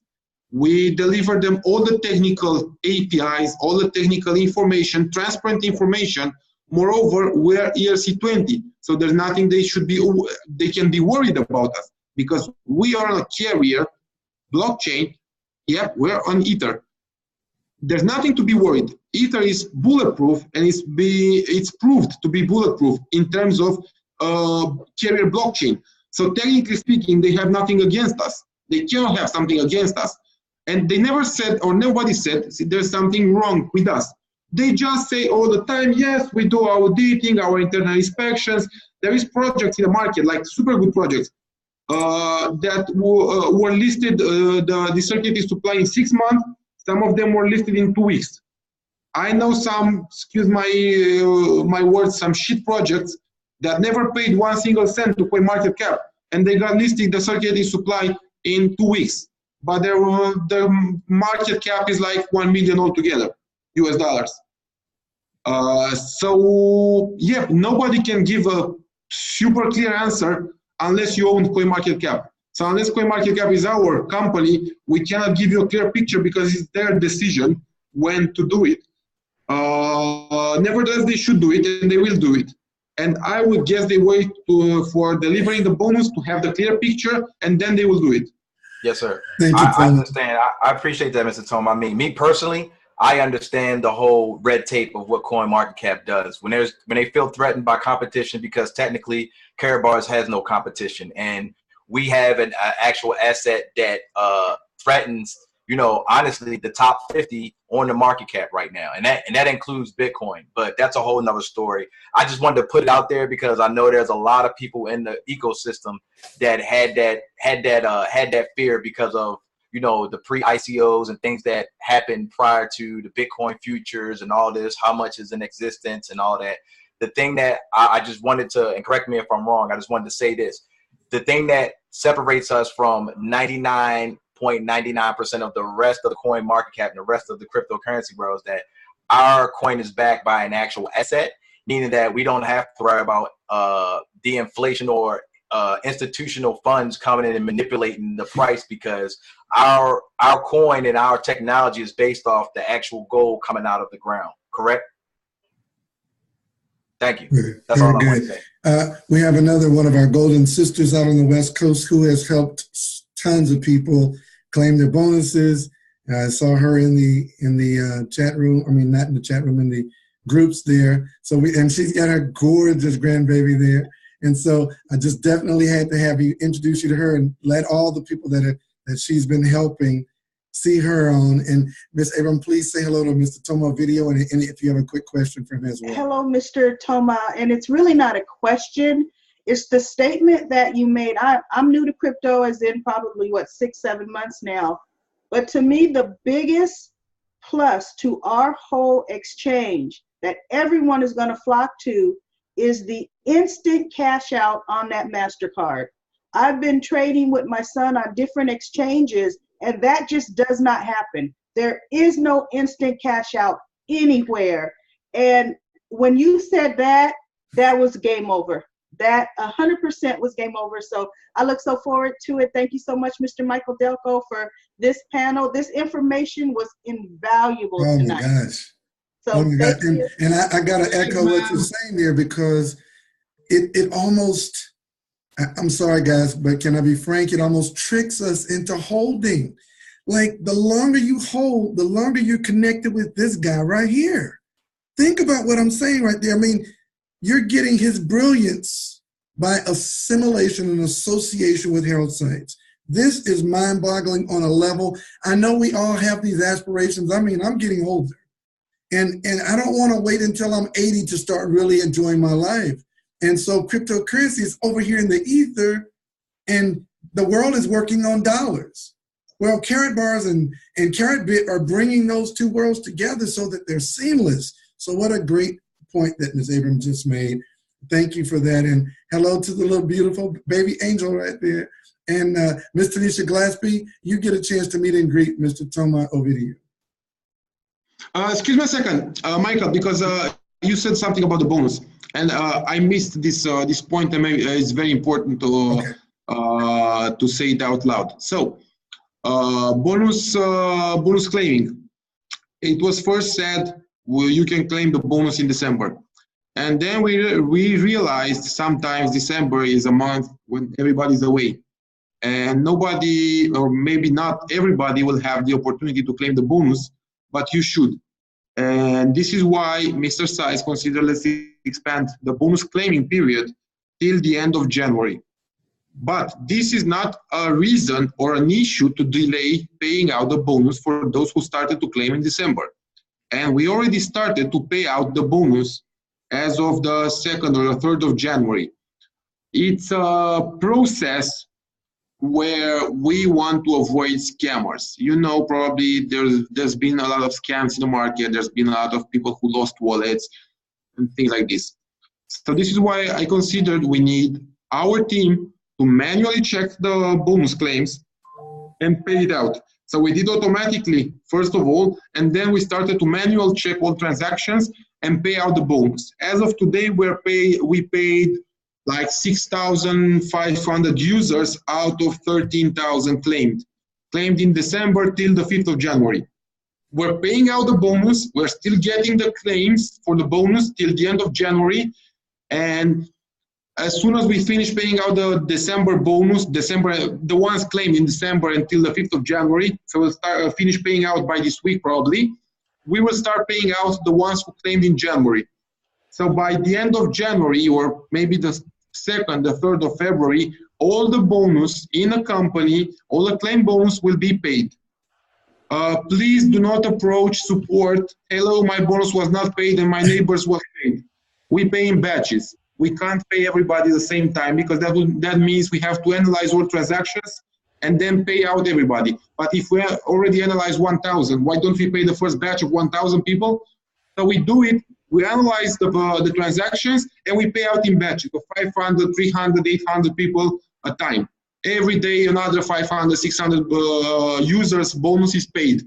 So please be patient, bonus is paid. We have the coins for you. There's no worries on that. For sure, there's nothing to be worried about that. And do not approach support. Hello, my neighbor was paid, my friend was paid bonus, but I wasn't. As well, if you claimed 2 of your wallets on the same account, it might happen we pay only one account today and the other account in the next day, because we analyze wallets. We do not analyze accounts, Karatbit accounts. That's just an account where we pay the bonus. But if you have 2 wallets and you claim both of them, It can happen. One of them gets paid today, and the other wallet gets paid in the next day. That's not a problem. That's not an issue. So Toma, what is the amount? What's the math on the bonus? What's the amount per KBC that you're paying? Is it 1.35 cents? What is it? No, I will explain you right now. Okay. So the idea is like this. There were some issues, but maybe not even issues. In the past, when you bought the coins, it might have happened your coins were delivered a bit later than the 15th of June. Because at that time, exactly at that time, if you look on the graphics of the Ether network, at that time, Ether network was super crowded. So some of the transactions, even if you got the coins you invested in 1st of June, which qualifies for the bonus, you were delivered coins on the 17th of June, which in theory does not qualify. But of course you qualify, because we consider the date you invested, not when you were delivered the coins. But on Etherscan, the transactions happen on the 20th of June or the 22nd of June, you got paid. Of course, we have to include those transactions. And this is another reason why we take all the user claims manual to double verify when the user invested, not when the user was paid. It might happen sometimes when you were paid over a support claim. Maybe you're not paid even in the 22nd of June and you're paid in August. Still, you qualify for the bonus. That transaction qualifies for the bonus. So no worries on that. If by any mistake we do not give you the entire bonus because of one super late transaction or because of a double transactions, sometimes there were double transactions for some users. So also we take that in consideration. So no worries on that. All bonus will be paid to everybody. If there's some mistake, please contact support and you will get the bonus paid instantly to the real value you have to be paid. And Tony, we get bonus on the coins on our dashboard too, right? The ones who still have the coins in the dashboard, if you invested in that coins before the 15th of June, that's subject to bonus. And in the end of the day, we realized it's easier to pay the bonus in the dashboard. So then when you cash out the coins from the dashboard, you cash them out, including the bonus. Wow. Sometimes it happens, the user inserted the wrong wallet in the dashboard and the coins never left the dashboard because they demanded the coins in the wrong wallet. So yes, indeed, we will pay attention to that one. No worries on that. Excuse me, Michael, you asked me a question about the bonus. So, idea is like this. Bonus was said to be 35% on the coins you invested before a certain date, okay? But because Mr. Seitz, it's a German, and Mr. Seitz all the time wants to deliver more than promised. He promised 35% KBC coins on top of the ones invested if you fill the condition. This, that, blah, blah, blah. But Mr. Seitz says also, why don't we give the users the option to choose? Why do we give them only the option to be captive to get bonus in KBC? Our project is bigger than that. Let's give them the option to choose KBC, KCB Gold. If you want the KBC you were promised, you have the KBC you were promised. 35% KBC. But you also have the option to choose if you want KCB or Gold. So that's why you are paid the bonus in this bonus universe. But in the end of the day, the picture is like this.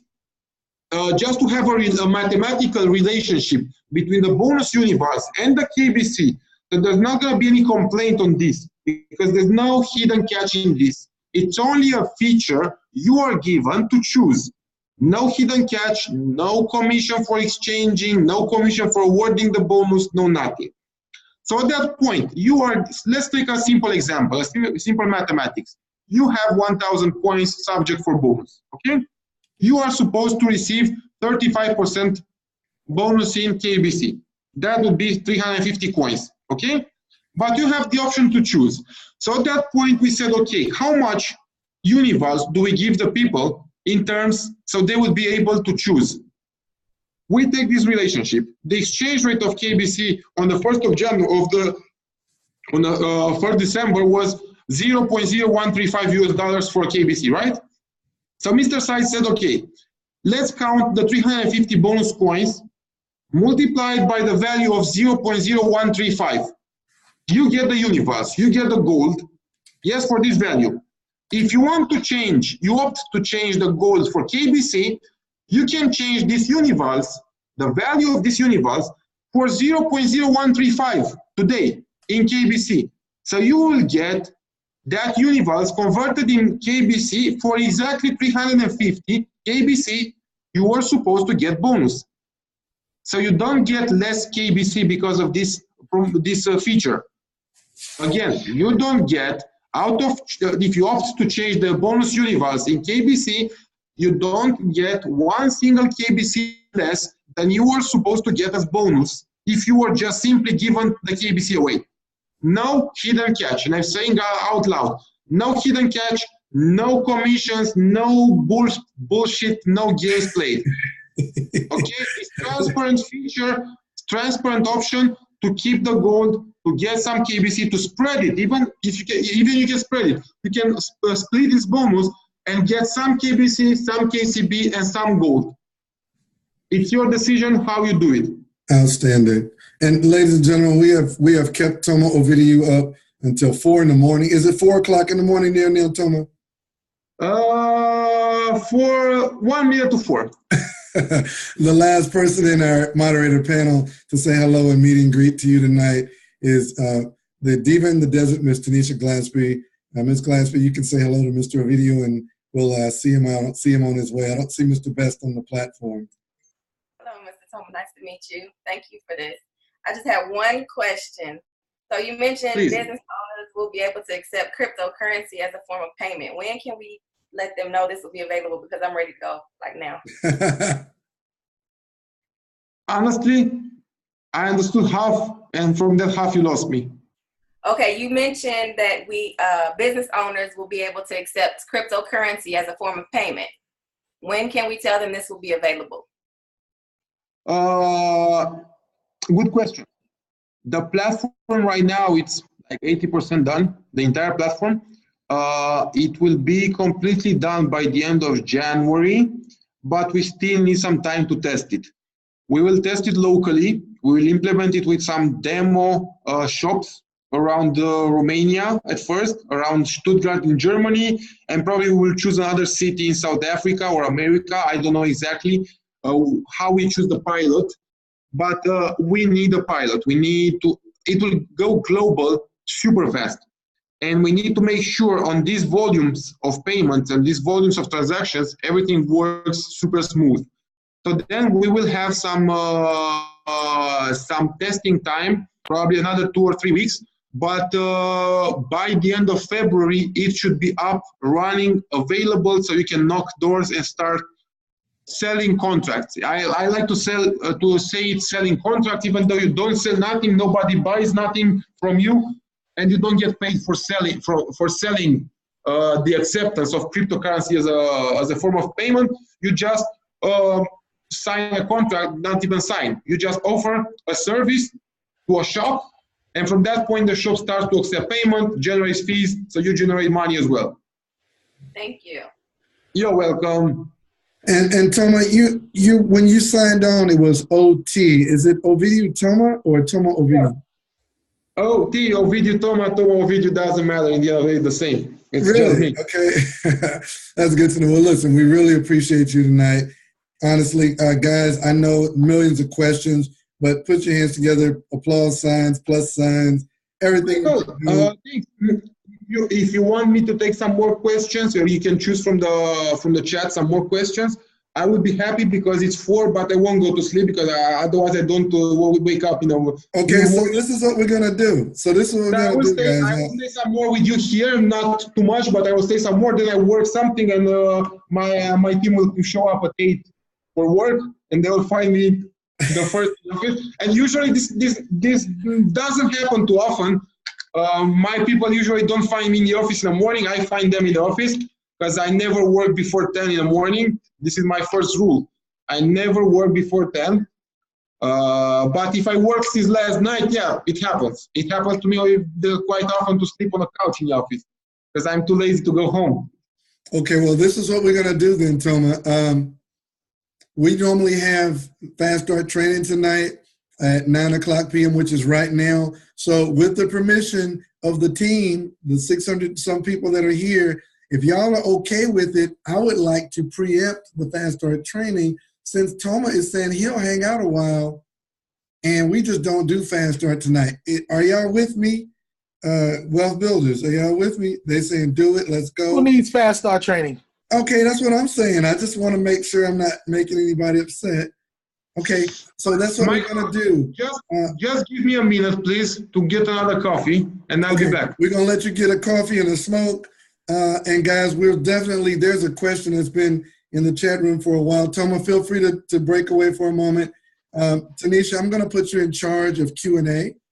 And the first question I want you to get for him is a gentleman who's asking, he made a transaction from one Karatbit account to another, but no, that's not the first one. The first one, let's see, says, oh man, I lost it. It went away real quick. But Tanisha, you may have seen it. He's asked it several times. I definitely want to get that question answered. He said something about he bought it with a Bitcoin, but it didn't show up or something like that. Seemed like a kind of a, oh, he submitted it. No, that's not it either. So I'll try to find it. There it is. He said somebody asked, he sold 1370. I'm trying to stop that question. Please type it in the Q&A room. He sold 1370 Unival for 1 Bitcoin apiece, and the Bitcoin never showed up on his account. They closed the trade lower and looked at all the universe. I'm not sure exactly what he's asking, but it definitely looks like he's desperate to get that answer. Do you see it, Tanisha? I see it. Okay, please capture that question and see if Toma can make sense of it, and then you can kind of go through there. I don't want to beat him up, guys, but is this not amazing? I mean, there's no word to even describe what this is, Mr. Delco, and I appreciate the fact that the Wealth Builders Worldwide is the ones that present this information, that we are able to, be received by this gentleman who is definitely a gangster in the industry, a boss in his own right. I mean, I'm just so humbled to be on the platform with you guys, man. This is amazing. So this is how we're going to do this training tonight. When Ramon asked that question about the market cap, Toma's answer just floored me. It's like, I love the transparency of this because, yeah, we're taking a chance. I guess you could say we're taking a chance with Harold Seitz. It's not much of a chance that we're taking. I mean, he's proven his integrity over and over again, and Toma is no different. That's just a perfect mesh with what we've already experienced with Mr. Seitz. And here's the thing that Toma said to me personally and within our advisory council group. He said this one time, and this is what made me know that this was the guy I had to get on a Wealth Builders webinar. Here's what he said. He said, this is a community organization. And without the success of the community, we're all out of business. So his first priority is to us. Guys, that right there sealed the deal for me. I said, oh, I got to get him on a Wealth Builders webinar and put some people in and panel some people to get some questions answered. So what we're going to do, we're going to turn this over to Tanisha Glaspie. She's going to control the Q&A flow. And Miss Maxine Jones, can you see the Q&A as well, Miss Maxine? All right, the two of them are going to go back and forth. I'm going to mute my microphone, let them get the questions and answers going, and then when Toma gets tired, we'll stop. No, just give me the questions and I will answer briefly the questions. I don't want to enter details. For me, every question comes with a million details. And it's part of my education. Whenever somebody asks you a question, you can answer yes or no, or you can answer with the entire picture and then conclude the yes or no. So usually I answer the entire picture, but I will try to go briefly through this question because I know there's plenty of it. We need to, if the community asks some questions, we need to answer them. But I will do it briefly, so don't get mad at me if I don't offer you so many details on your questions. Thanks, guys. I have one quick question regarding the payout, and you were saying that we need to put in our international banking numbers. Now, will they upgrade it? Because see, in the KYC process, we're being approved, and like I'm approved with my US information. So that's kind of giving us a sense that we're okay when in essence we're not okay. Yeah, sometimes it happens. The national bank account is also international, so it's the same. But make sure with your bank that account, that information you submitted in a KYC, make sure that account accepts for international payments. If it doesn't, whenever you withdraw cash, you can insert new banking details. So the KYC is just to know the customer, to make sure the customer is the person pretending to be.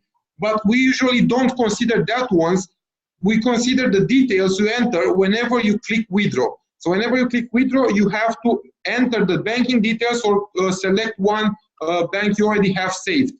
So make sure that one is good, and also make sure, please, make sure the typing is you don't mistype it, because mistyping costs everybody money and costs time and support complaints and things like this. A zero, if you mistype a zero, that's subject to a week delay in your payment and probably some dollars. Where do you get the service for the phone? Where do we get a service? What do you mean service? I guess they mean a service provider for the phone, like Verizon, AT&T. So a service would be any type of internet connection or the satellite connection. You can, all the phones will come in two options. Will come with 4G plus Wi-Fi, so you can get the internet from wherever provider you have worldwide, wherever you travel, either Wi-Fi or the 4G network, or you can get over the satellite one. So the satellite one would be a phone with 4G connection and a satellite connection. You can choose whatever connection you want to use, but of course the satellite connection comes with a bit higher plan, because it's like direct satellite from direct internet from a satellite, but that's not exactly as cheap as it is to use your whatever internet connection you have available. Indeed, if you travel in Africa or if you travel somewhere where there's no regular network, you can use the satellite connection. But you can opt and buy the cheaper version without a satellite connection if you don't consider to use in a remote location. Can you check out one? Can we buy the cellular device with cash gold? Yep, you can buy it with all, as Karatbars used to do, you can buy with the regular Karatbars means of payment. That's the cash gold, the Univolts, credit card payment, crypto, KBC, Bitcoin, Ether, and whatever. Can I get a big wow? Can I get a big wow in the chat room? Can I just get a big wow? Like, wow. Man, y'all not even seeing me right now. I just passed out and hit the floor. This is not even really me right here. I'm on the floor over here. Oh, man. Can we buy the cellular device with cash gold? Yep, this is the answer. Oh, okay. Where do we get the apps? Skip that. Where do you get, sorry? The apps. The apps, we have our internal apps like App Store. It's not App Store because App Store is like the Apple. But yes, indeed, there is an app, not App Store because all the apps will be free. But you have a feature of an App Store. So you can download whatever apps you want. The apps is both iOS and Android compatible ones. So we will feed the App Store with all the apps available on the market, compatible with iOS and Android.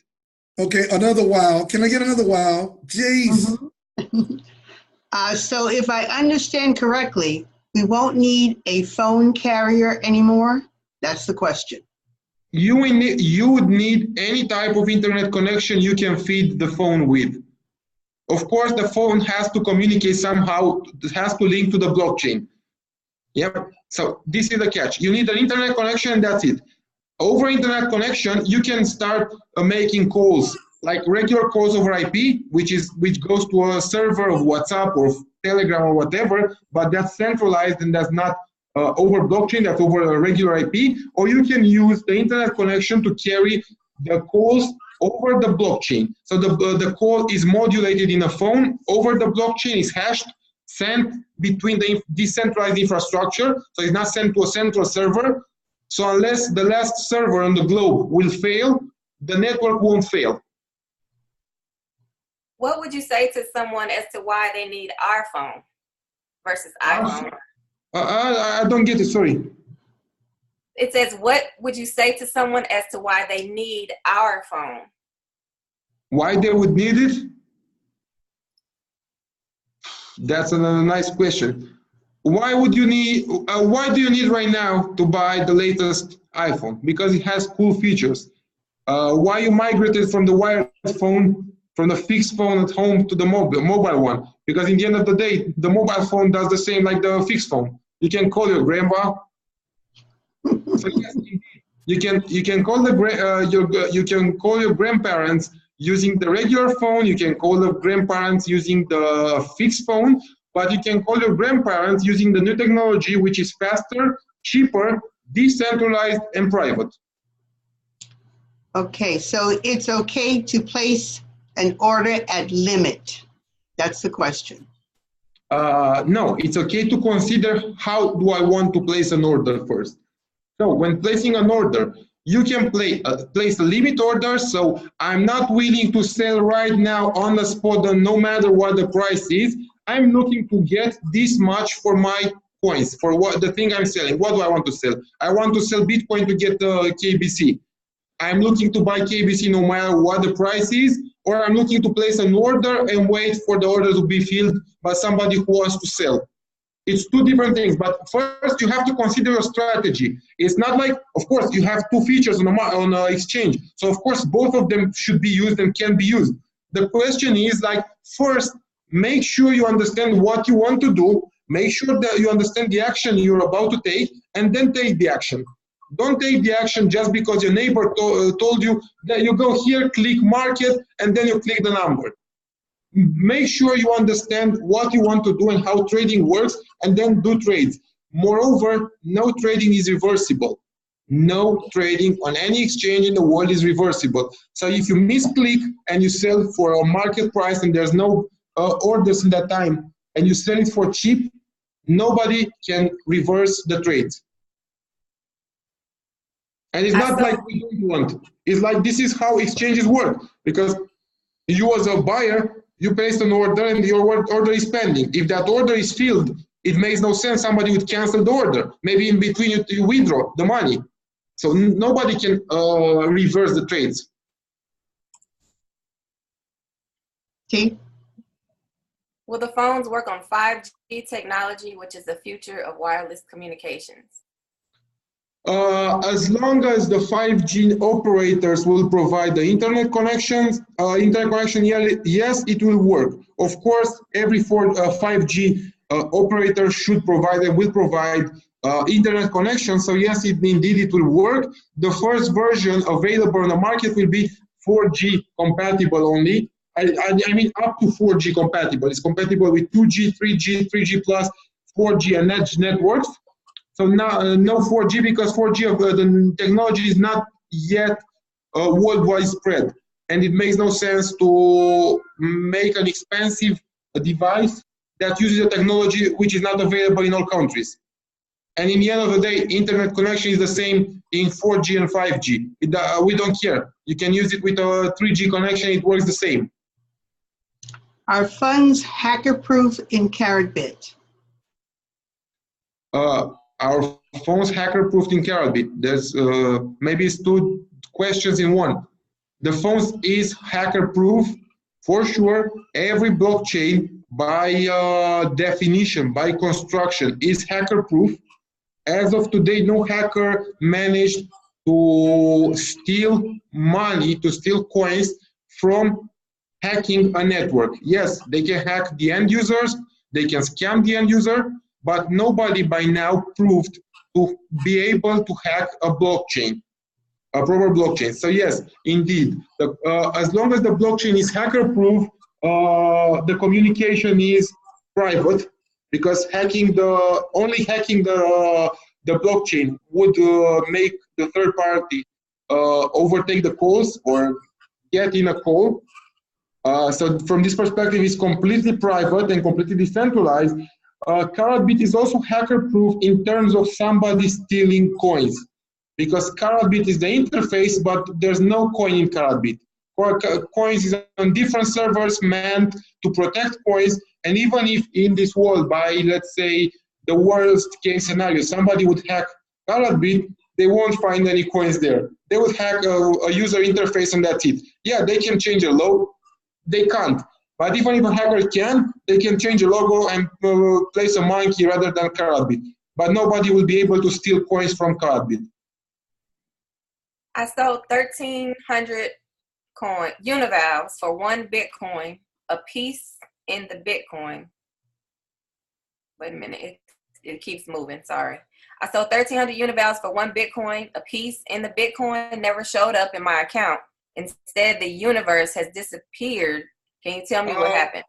It might have been a bug or something, or you didn't sell it. So please make sure when you click sell, when you place an order, make sure the order is executed. Because placing an order, if you place it especially limit order, doesn't mean necessarily the order was executed, unless the order matches a buy order or sell order.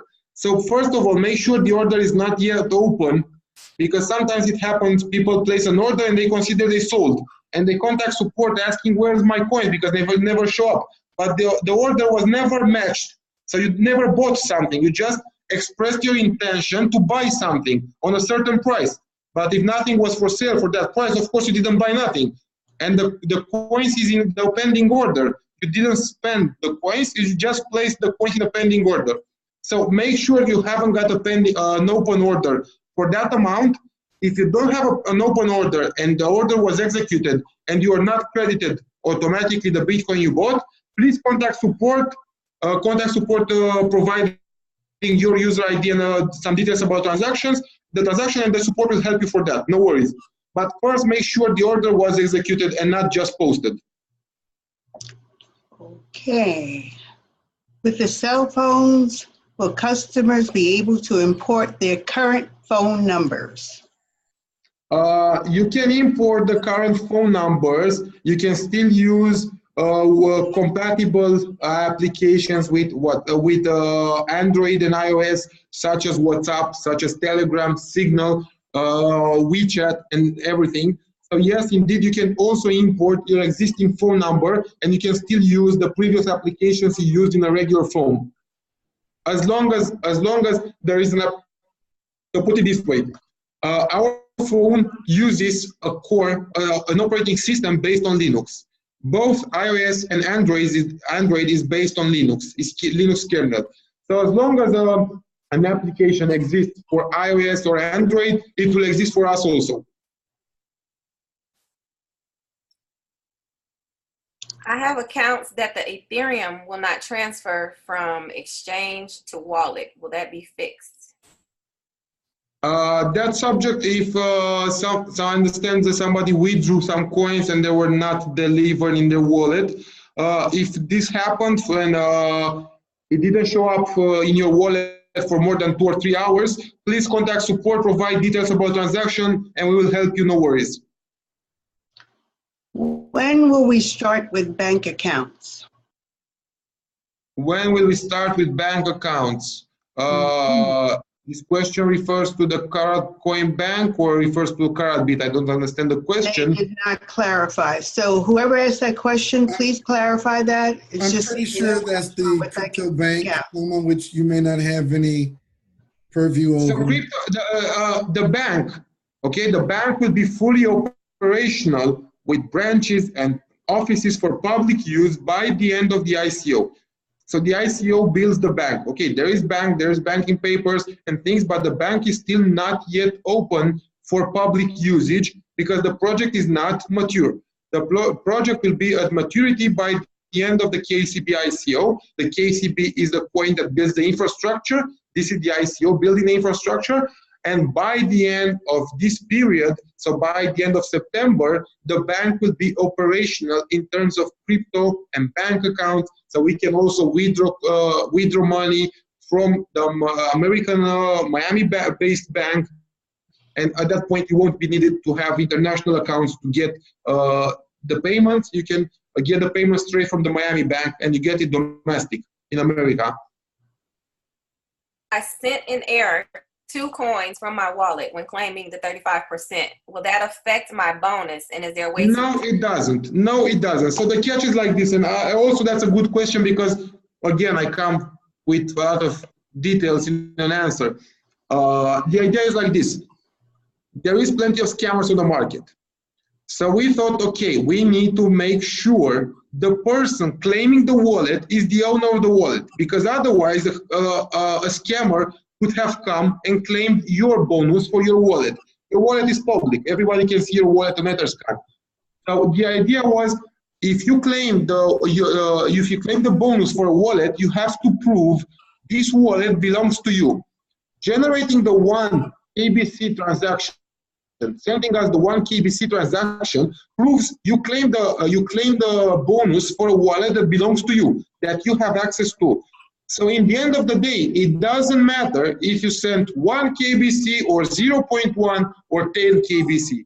The catch is like you showed our system, you automatically showed us you own the wallet. The wallet is yours, and you don't claim as a scam, you claim as a legit user of that wallet. So it doesn't matter how much you send, the claim is okay. What would be more beneficial to acquire since we are fusing both coins in the mainnet, KBC or KCB? I get this question a lot from team members. Yep, and this is a good question, and there's a super good answer. In the end of the day, both coins will migrate on the mainnet. The catch is like, what's the mathematics behind it, and what's the economical reason behind both of them? Both of them are good in their way. Both of them bring you somehow an increase of value when it's transferred on the mainnet, but KCB, it's a running ICO for building an infrastructure, and KCB will generate the master nodes. You will see in the next in the next days, in your back office, in the dashboard, what's all about and what's the advantages of buying KCB in front of the KBC. Okay, so in the end of the day, the mathematics is the same. You can buy both of them. KBC is not for sale in, no, put it this way. The more you buy KBC, the more the price increases. So you cannot buy KBC for a flat rate, first of all. KCB is still for sale for a flat rate. Okay, there's plenty of bonus, so you buy it for 0.14, that's the nominal price, but of course there's plenty of bonus you can get, so in the end of the day, don't pay 0.14 for the KCB. But moreover, the KCB has a major advantage. You can build the master nodes by depositing the KCB coins. Master nodes, as you probably know, if you don't know, we will show you up in the next few days what a master node is. Master nodes generate incomes from the transaction fees, okay? So if you want to create a master node, you have to deposit the KCB coins, is deposit, not spend the KCB coins. You deposit the KCB coins in a master node, and from that point, you generate a share of the transaction fees over the entire network, paid daily or weekly in your wallet. Wait. Okay, so are you about to sell like 10 million KCB tonight? Did you? I mean, guys, did y'all just hear what he said? Like, can you rewind that real slow? I know we're trying to move through these questions, but I think I can only give you part of this information. Okay, because I was gonna say, sounds like you're breaking the internet right here. Like, okay, because everybody's so in love with KBC, but it sounds like you're telling us a little secret about the KCB. And I'm not trying to make you burden yourself. From my point of view, from where I'm standing, KCB is the star.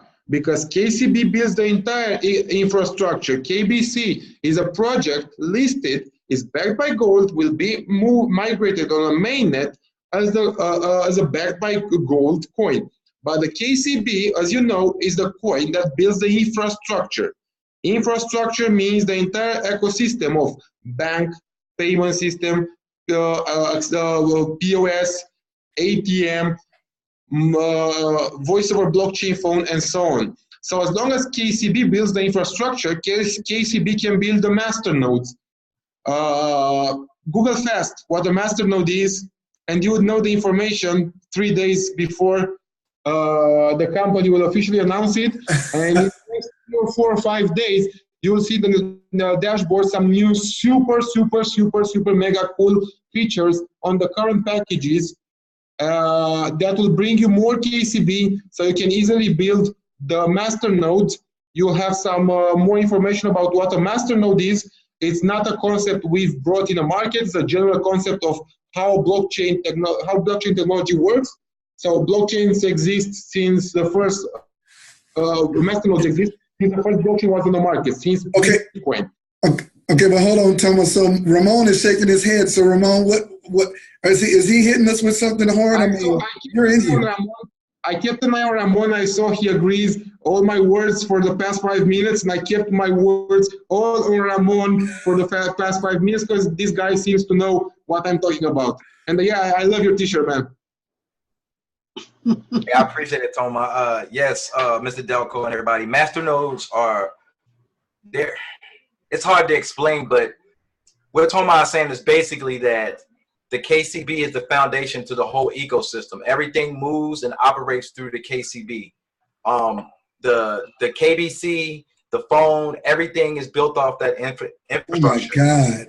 And the actual, the blood inside of our infrastructure is the master nodes. That's how the profits and everything is distributed to build more infrastructure for Karatbars International, to pay its affiliates and everything else. So think of the KCB is the pier and beam of your home. All right. The outskirts, the bricks and everything else is your KCB, and everything, your central air and heat is the master nodes and everything that makes the house feel warm and everything else. That's the best way I can put it. Master nodes are massive. The technology is like not even, the service haven't even been scratched on master nodes yet. And it's just everything he's saying. It's just smart how Mr. Sykes put it together and how it's going to change the world's monetary system, because now we are so far ahead by doing something that other industries and other coins and other ICOs tried to do, but we actually have done it. It's just we have to be patient, and once it comes all together, it's just like, you know, waiting for Thanksgiving. You can't wait to, you know, they say come eat. You just can't wait. I'm so overwhelmed right now. Thank you, Ramon. I'm so overwhelmed right now about this conversation, Toma, because you guys. Okay, look. Let me gather myself. Toma lives in a different kind of world.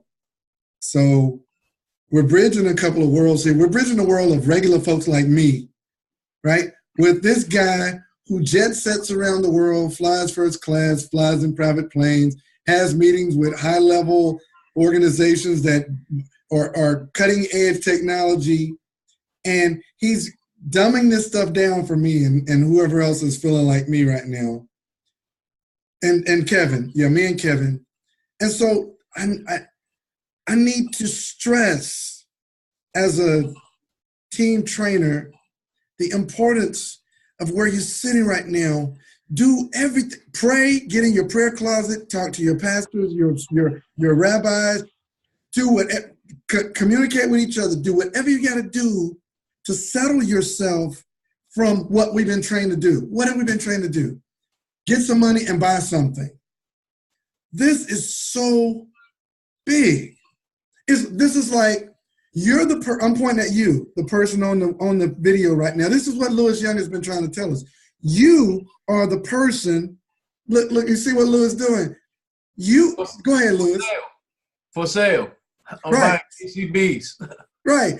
Anybody want to buy a Porsche? There you go. He's selling his Bentley, right?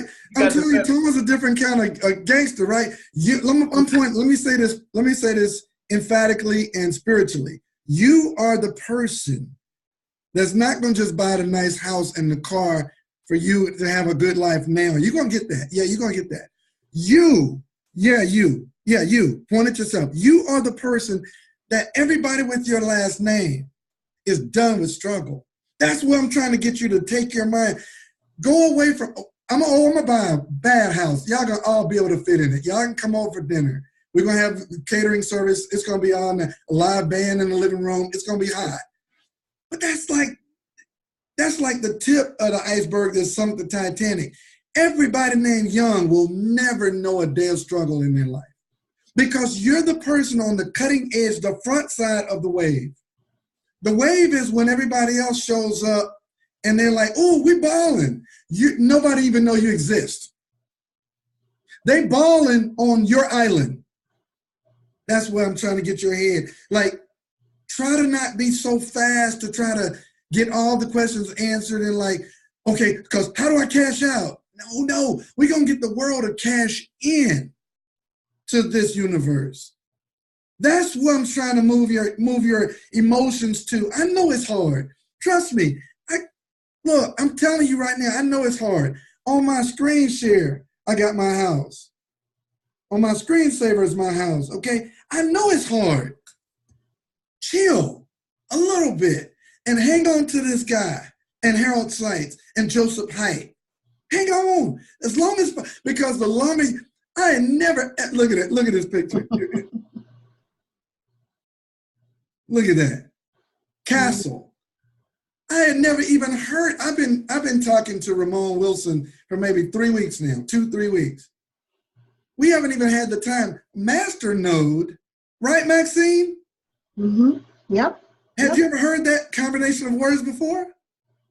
Absolutely not. This way. Toma will tell you.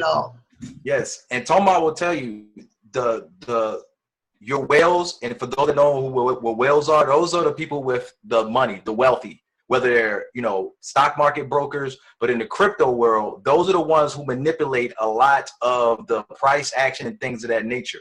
Those are the ones who own a lot of the masternodes, like your Bitcoin, your Dash. They own those. That's where the currency is generated, the money. That's where the money is. The coin is one thing, but the masternodes, when you have massive organizations like Karatbars International will be here, I will say by the summertime, the masternode that we have will be, by far, it will crush all that because we have a physical asset called gold. So this is why people don't understand. So Ramon, so this is why the profit packages needs to be purchased. No, that 300% or 200 or 100% bonus KCB in the profit package is monster. I'm going to go click it by one right now. And you'll see, Michael, you'll see the next 2 days, the updates for the packages will come, and there's going to be some more KCB in the packages. It's not changing the packages, it's the same packages, but there's going to be some new cool features on the packages. On the profit packages, I don't know exactly the packages, but I know the features, the technical features and the things the company offers. For sales, don't ask me because I know nothing about sales, really. But there's going to be some super, super cool features. It's implemented already in the back office, but it's like 2 or 3 days away from launching for testing reasons. But it will be live in the next few days, and you'll see what's all about and how masternodes work. And yes, Ramon, indeed, you know what you're talking about. Guys, if y'all can't see how blessed you are tonight, you need to write this date on your calendar and say, this is the day that changed my family's life forever. That's a mining rig on your table? Because I don't see exactly. Yes, that's one of my 4, Toma. Just one of my 4. One of your 4? Have you seen my mine? If you allow me just 1 second, I will show you something nice, old. And guys, as I'm pulling that up, let me say this to y'all. This is why Mr. Best talked about network marketing as the last bastion of the free enterprise system. Because as you build your organization, you bump into, look at Toma's mining rig. Where you at, Ramon? Come back, Ramon. Yeah. Toma, I actually saw that rig. Let me tell you how messed up. You got to keep that showing for a minute, Toma. Look, wait a minute. Talk for a second, Toma, so your screen will get big so the people can see that. Just a second. Let me mute it first. Let me mute it because it sounds very bad. I hate it. This is in Romania. This is the mining farm I've built with my own hands. And what you see here is like not even 20% of it. Oh my Yeah, God. it's live. It's it. Next time you have a webinar, I can broadcast from the mine to see how it looks like, and I can present you what's all about. And yes, indeed, this is the infrastructure we used and we still use to test the voice over blockchain protocol. This is the infrastructure we used and we hardly used to test over 2 million automated scenarios a day, 2 million calls a day. Just to test and compare if the quality is okay, if there's no delay, no lag, no nothing. So okay, yes, look. I'm gonna just need everybody who has had any conversations with anybody talking about their mining coins. I'm gonna just tell them to take 2 seats. Exactly. So exactly, Kevin. Because Ramon, one more time, show the team. I want you to talk so your screen will get big. Show the team your mining rig. Go ahead.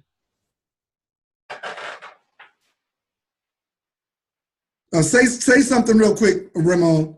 Yes, sir. This is my mining rig. This is just one. It's 2 1080 Ti's, which are considered the top of the line graphics cards. So in layman's terms, it's basically a big computer that solves a lot of mathematical equations. And when my mining rig solves that equation, it rewards me with whatever token or coin that I choose.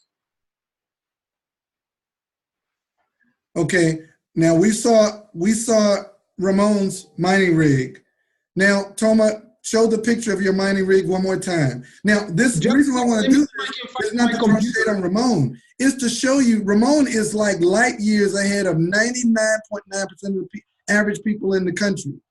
That's Ramon's rig. Like if I saw that, if I went to his house, I would just be like, man, just whatever you're doing, I'll pay you to teach me. I literally saw Toma's mining rig and I didn't know what I was looking at because Mr. Seitz and I were having a conversation over Skype. He was standing in the middle of that floor. And now it all comes full circle. Harold Seitz is a beast, guys. This was almost a year ago when he had that conversation. He's standing in Toma's mining rig. And he's laughing. Remember that conversation? His butt off. And I'm like, what are you laughing about? He said, oh, you will see soon enough. Mr. Delco, that's a rig. He has a farm. There's a big difference. Oh my God. Just a second. How about we send you some pictures from my mine? Just a second, because I'm downloading some of the pictures. Let me show you how it looks. If you're on your computer, you can share your screen. It's fine. You feel free to do that. I would love to share my screen, but to be honest, let me see how I can do this in Zoom. So if you hover over the pictures, you'll see a green share button at the bottom. A share button. I found it. Yeah. Share screen. Share. So this is CryptoData Romania. This is our company in Romania, where we started to mine rigs. So this is like a shelf. We have like 200 of them. So guys, like Mr. Thompson just said, for those people that, you know, they try to talk about what all they know, this guy built this with his hands. This is Mr. Harold Seitz. I think you recognize him.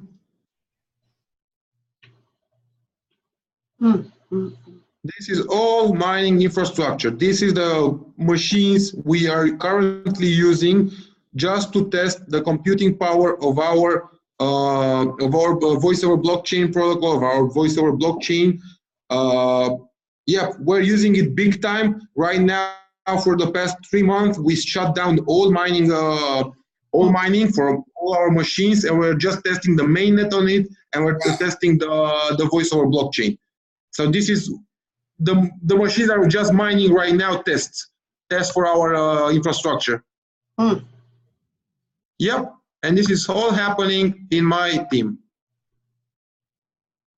So we have plenty of computing power to test whatever we propose and we want to implement in the market. Oh my goodness. Okay. How do I stop this? If you can't stop it, I'll stop it. You got it? Okay, yeah. Good.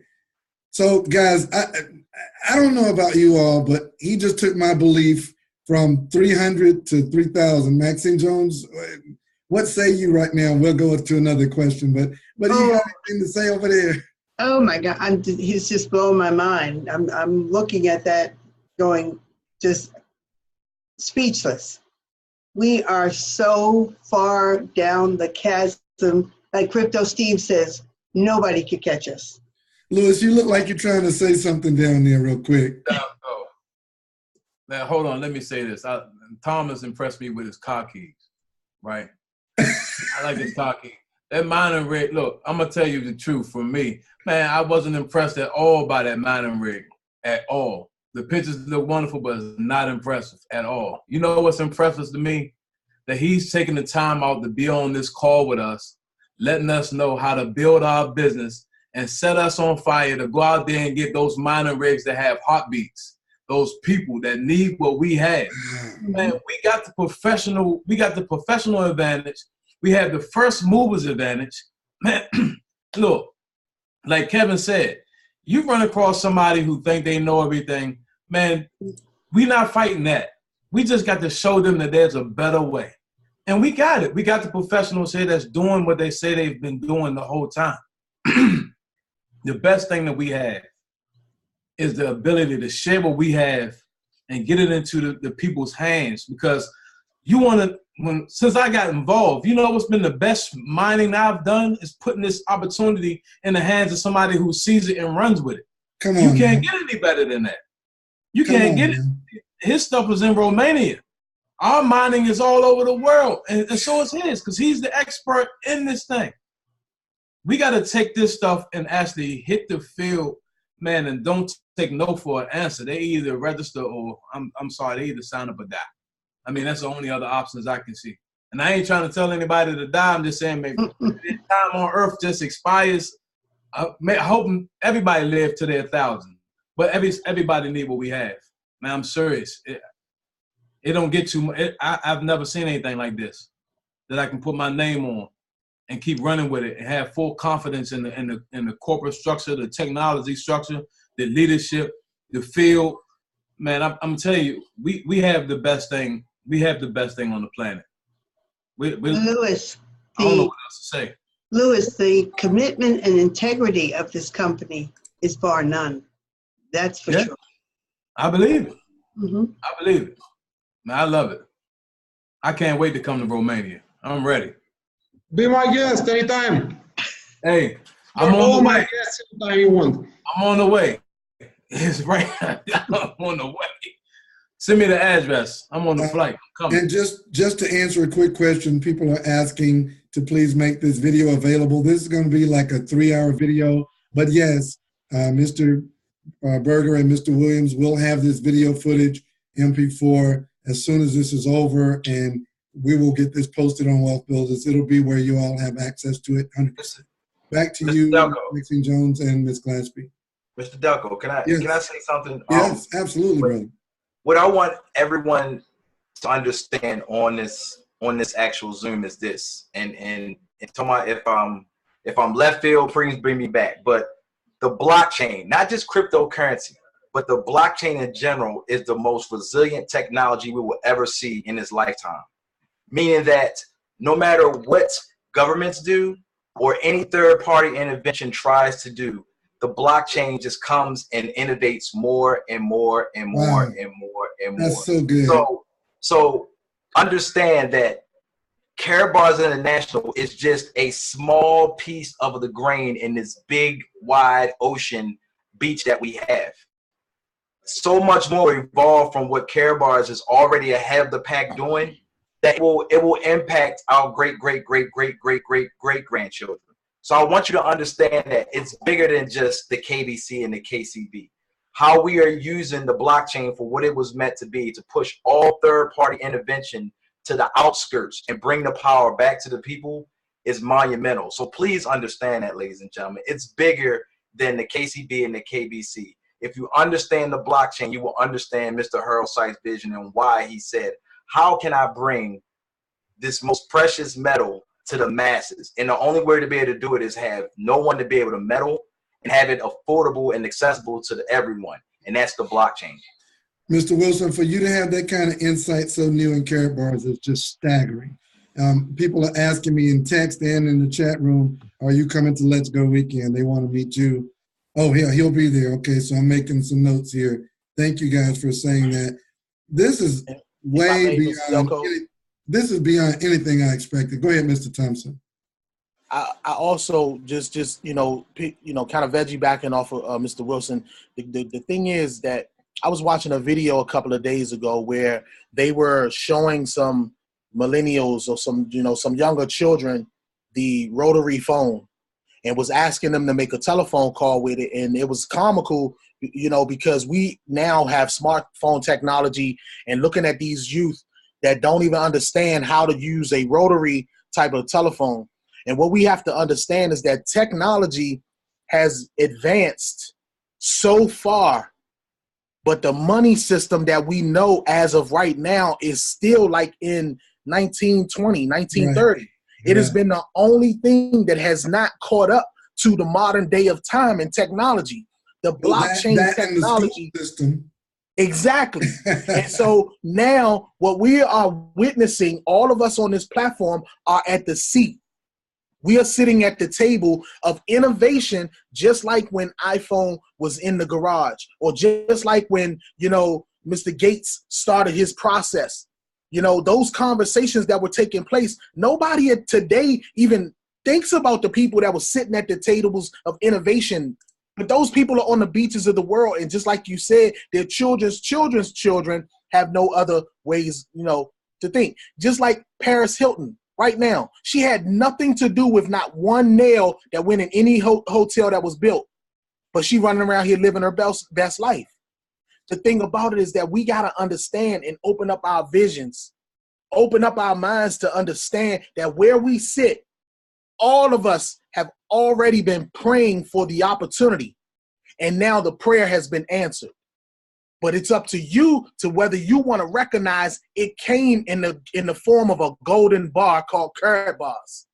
You have to be the one to recognize that the blessing came to you. And that's it.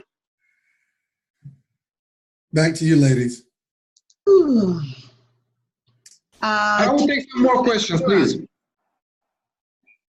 Will our voice over blockchain remove the need for international phone plans?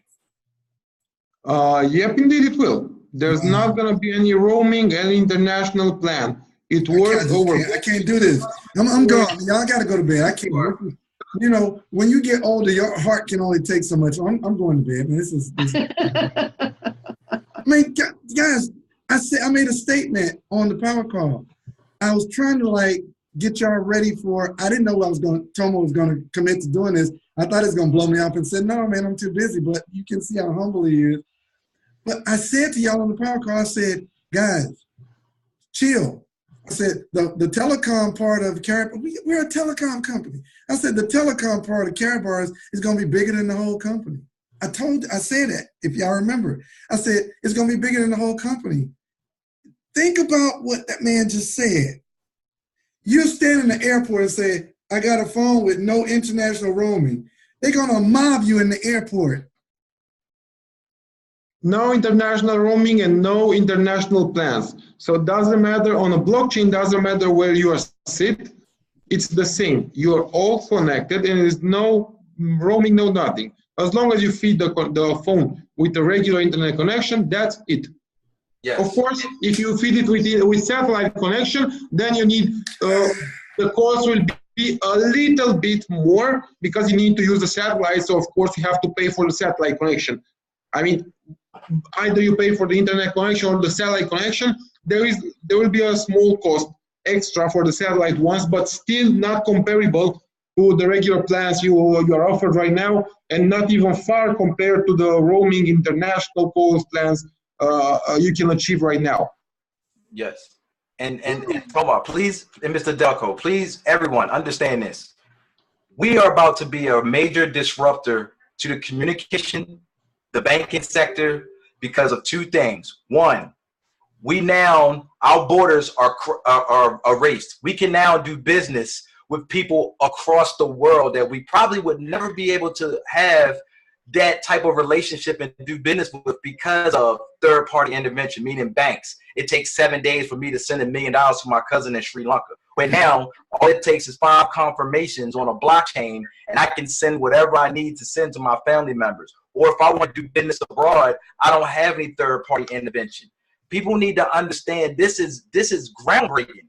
We can now do business with people across the world that we would never be able to do with PayPal, Western Union, Bank of America, Wells Fargo. It's going to be a major disruptor because now we don't need a third party. I don't need a bank to confirm how much currency or money I want to send to somebody in another country. It doesn't matter. It's verified and documented by the blockchain. Point blank. That's powerful. So I got to throw a question out. I know I'm preempting the call, Tanisha and Maxine. Toma, help the 600 of us on this platform tonight and hundreds of more on by phone, help us see the future. Okay, KCB was only 50 billion. It'll run out. Help us. What could possibly happen after that? Help us see the future. What can happen after? Yeah, that's a good question. So at the point KCB will be either sold out or time up. We will have let's say our infrastructure. It will be on a maturity. It will be on its peak. We will have all the features available, and we start to grow global in offering the people our payment system and our coins, our mainnet, our features, our phones, and everything. So from that point onwards, we only have to grow. Our picture will be mature. We'll have everything in-house. We have the bank, we have the communications, we have our own mainnet, we have our own gold mines and gold supplying. We're listed on exchanges. We will be listed on more exchanges, and this is another thing I want to tell you. Right now, Mr. Seitz and Mr. Haidt, they're in a very, very close, almost done negotiations with 2 more major exchanges on the market, top 10 exchanges, and our coins will be listed faster than you would consider on 2 more major exchanges with the volumes over 1 billion a day each. So yes, indeed, we will be in September on our technological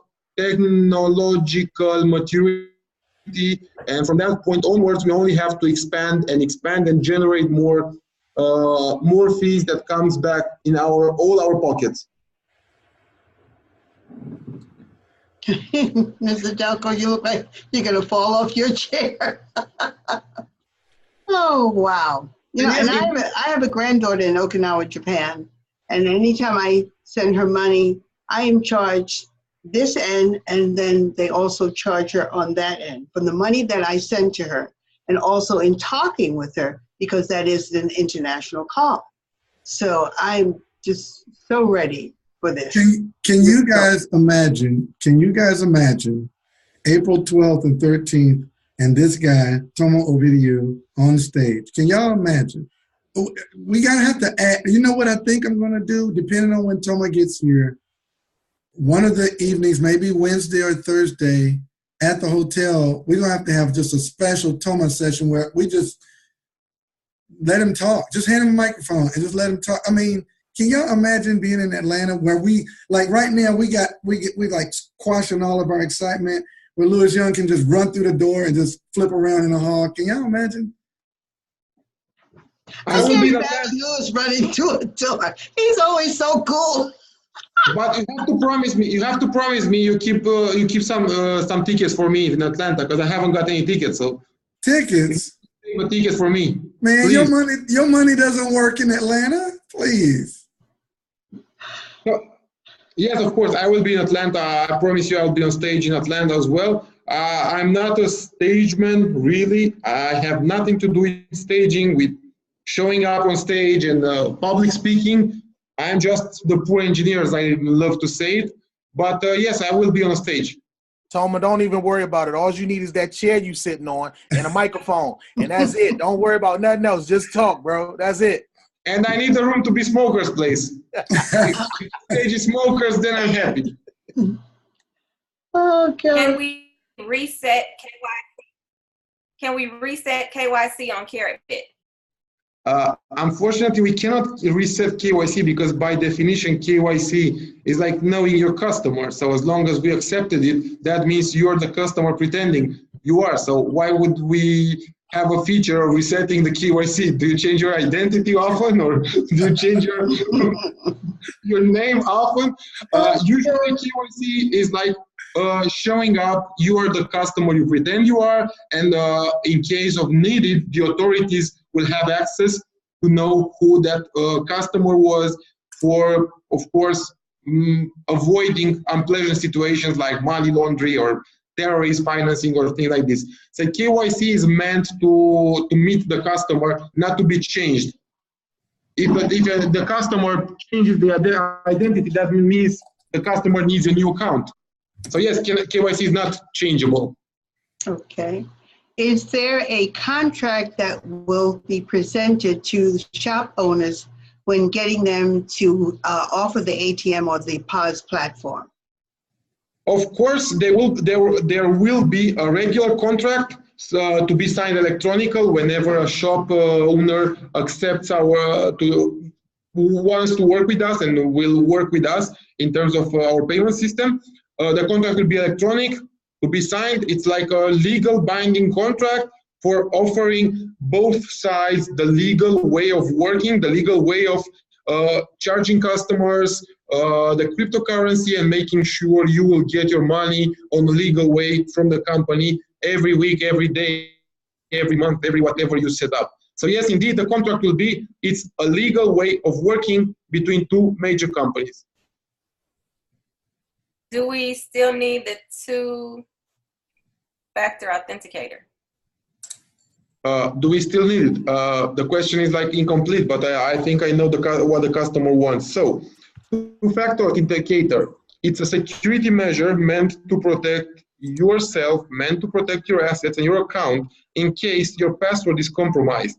So put it this way, even if a scammer, a fisher, electronic fisherman, these bad guys who want to steal from you, even if this person has access to your username and password, nobody can log in your account or make transactions unless you have the two-factor authenticator confirmed. What is a two-factor authenticator? It's like a token. Two-factor authenticator is a one-time password generator, valid only 30 seconds, and you have to enter it manual every time you log in your account. It's like a bank token. It shows like this. This is the application called two-factor authenticator. So every time you log in, you use your username and password, and you're demanded to take a look on your two-factor authenticator app on your smartphone, get the one-time generated password, and insert it in a platform. As long as you have the two-factor authenticator, nobody in this world can steal your funds from the account, unless that person has access to your phone in real time. So two-factor authenticator is meant to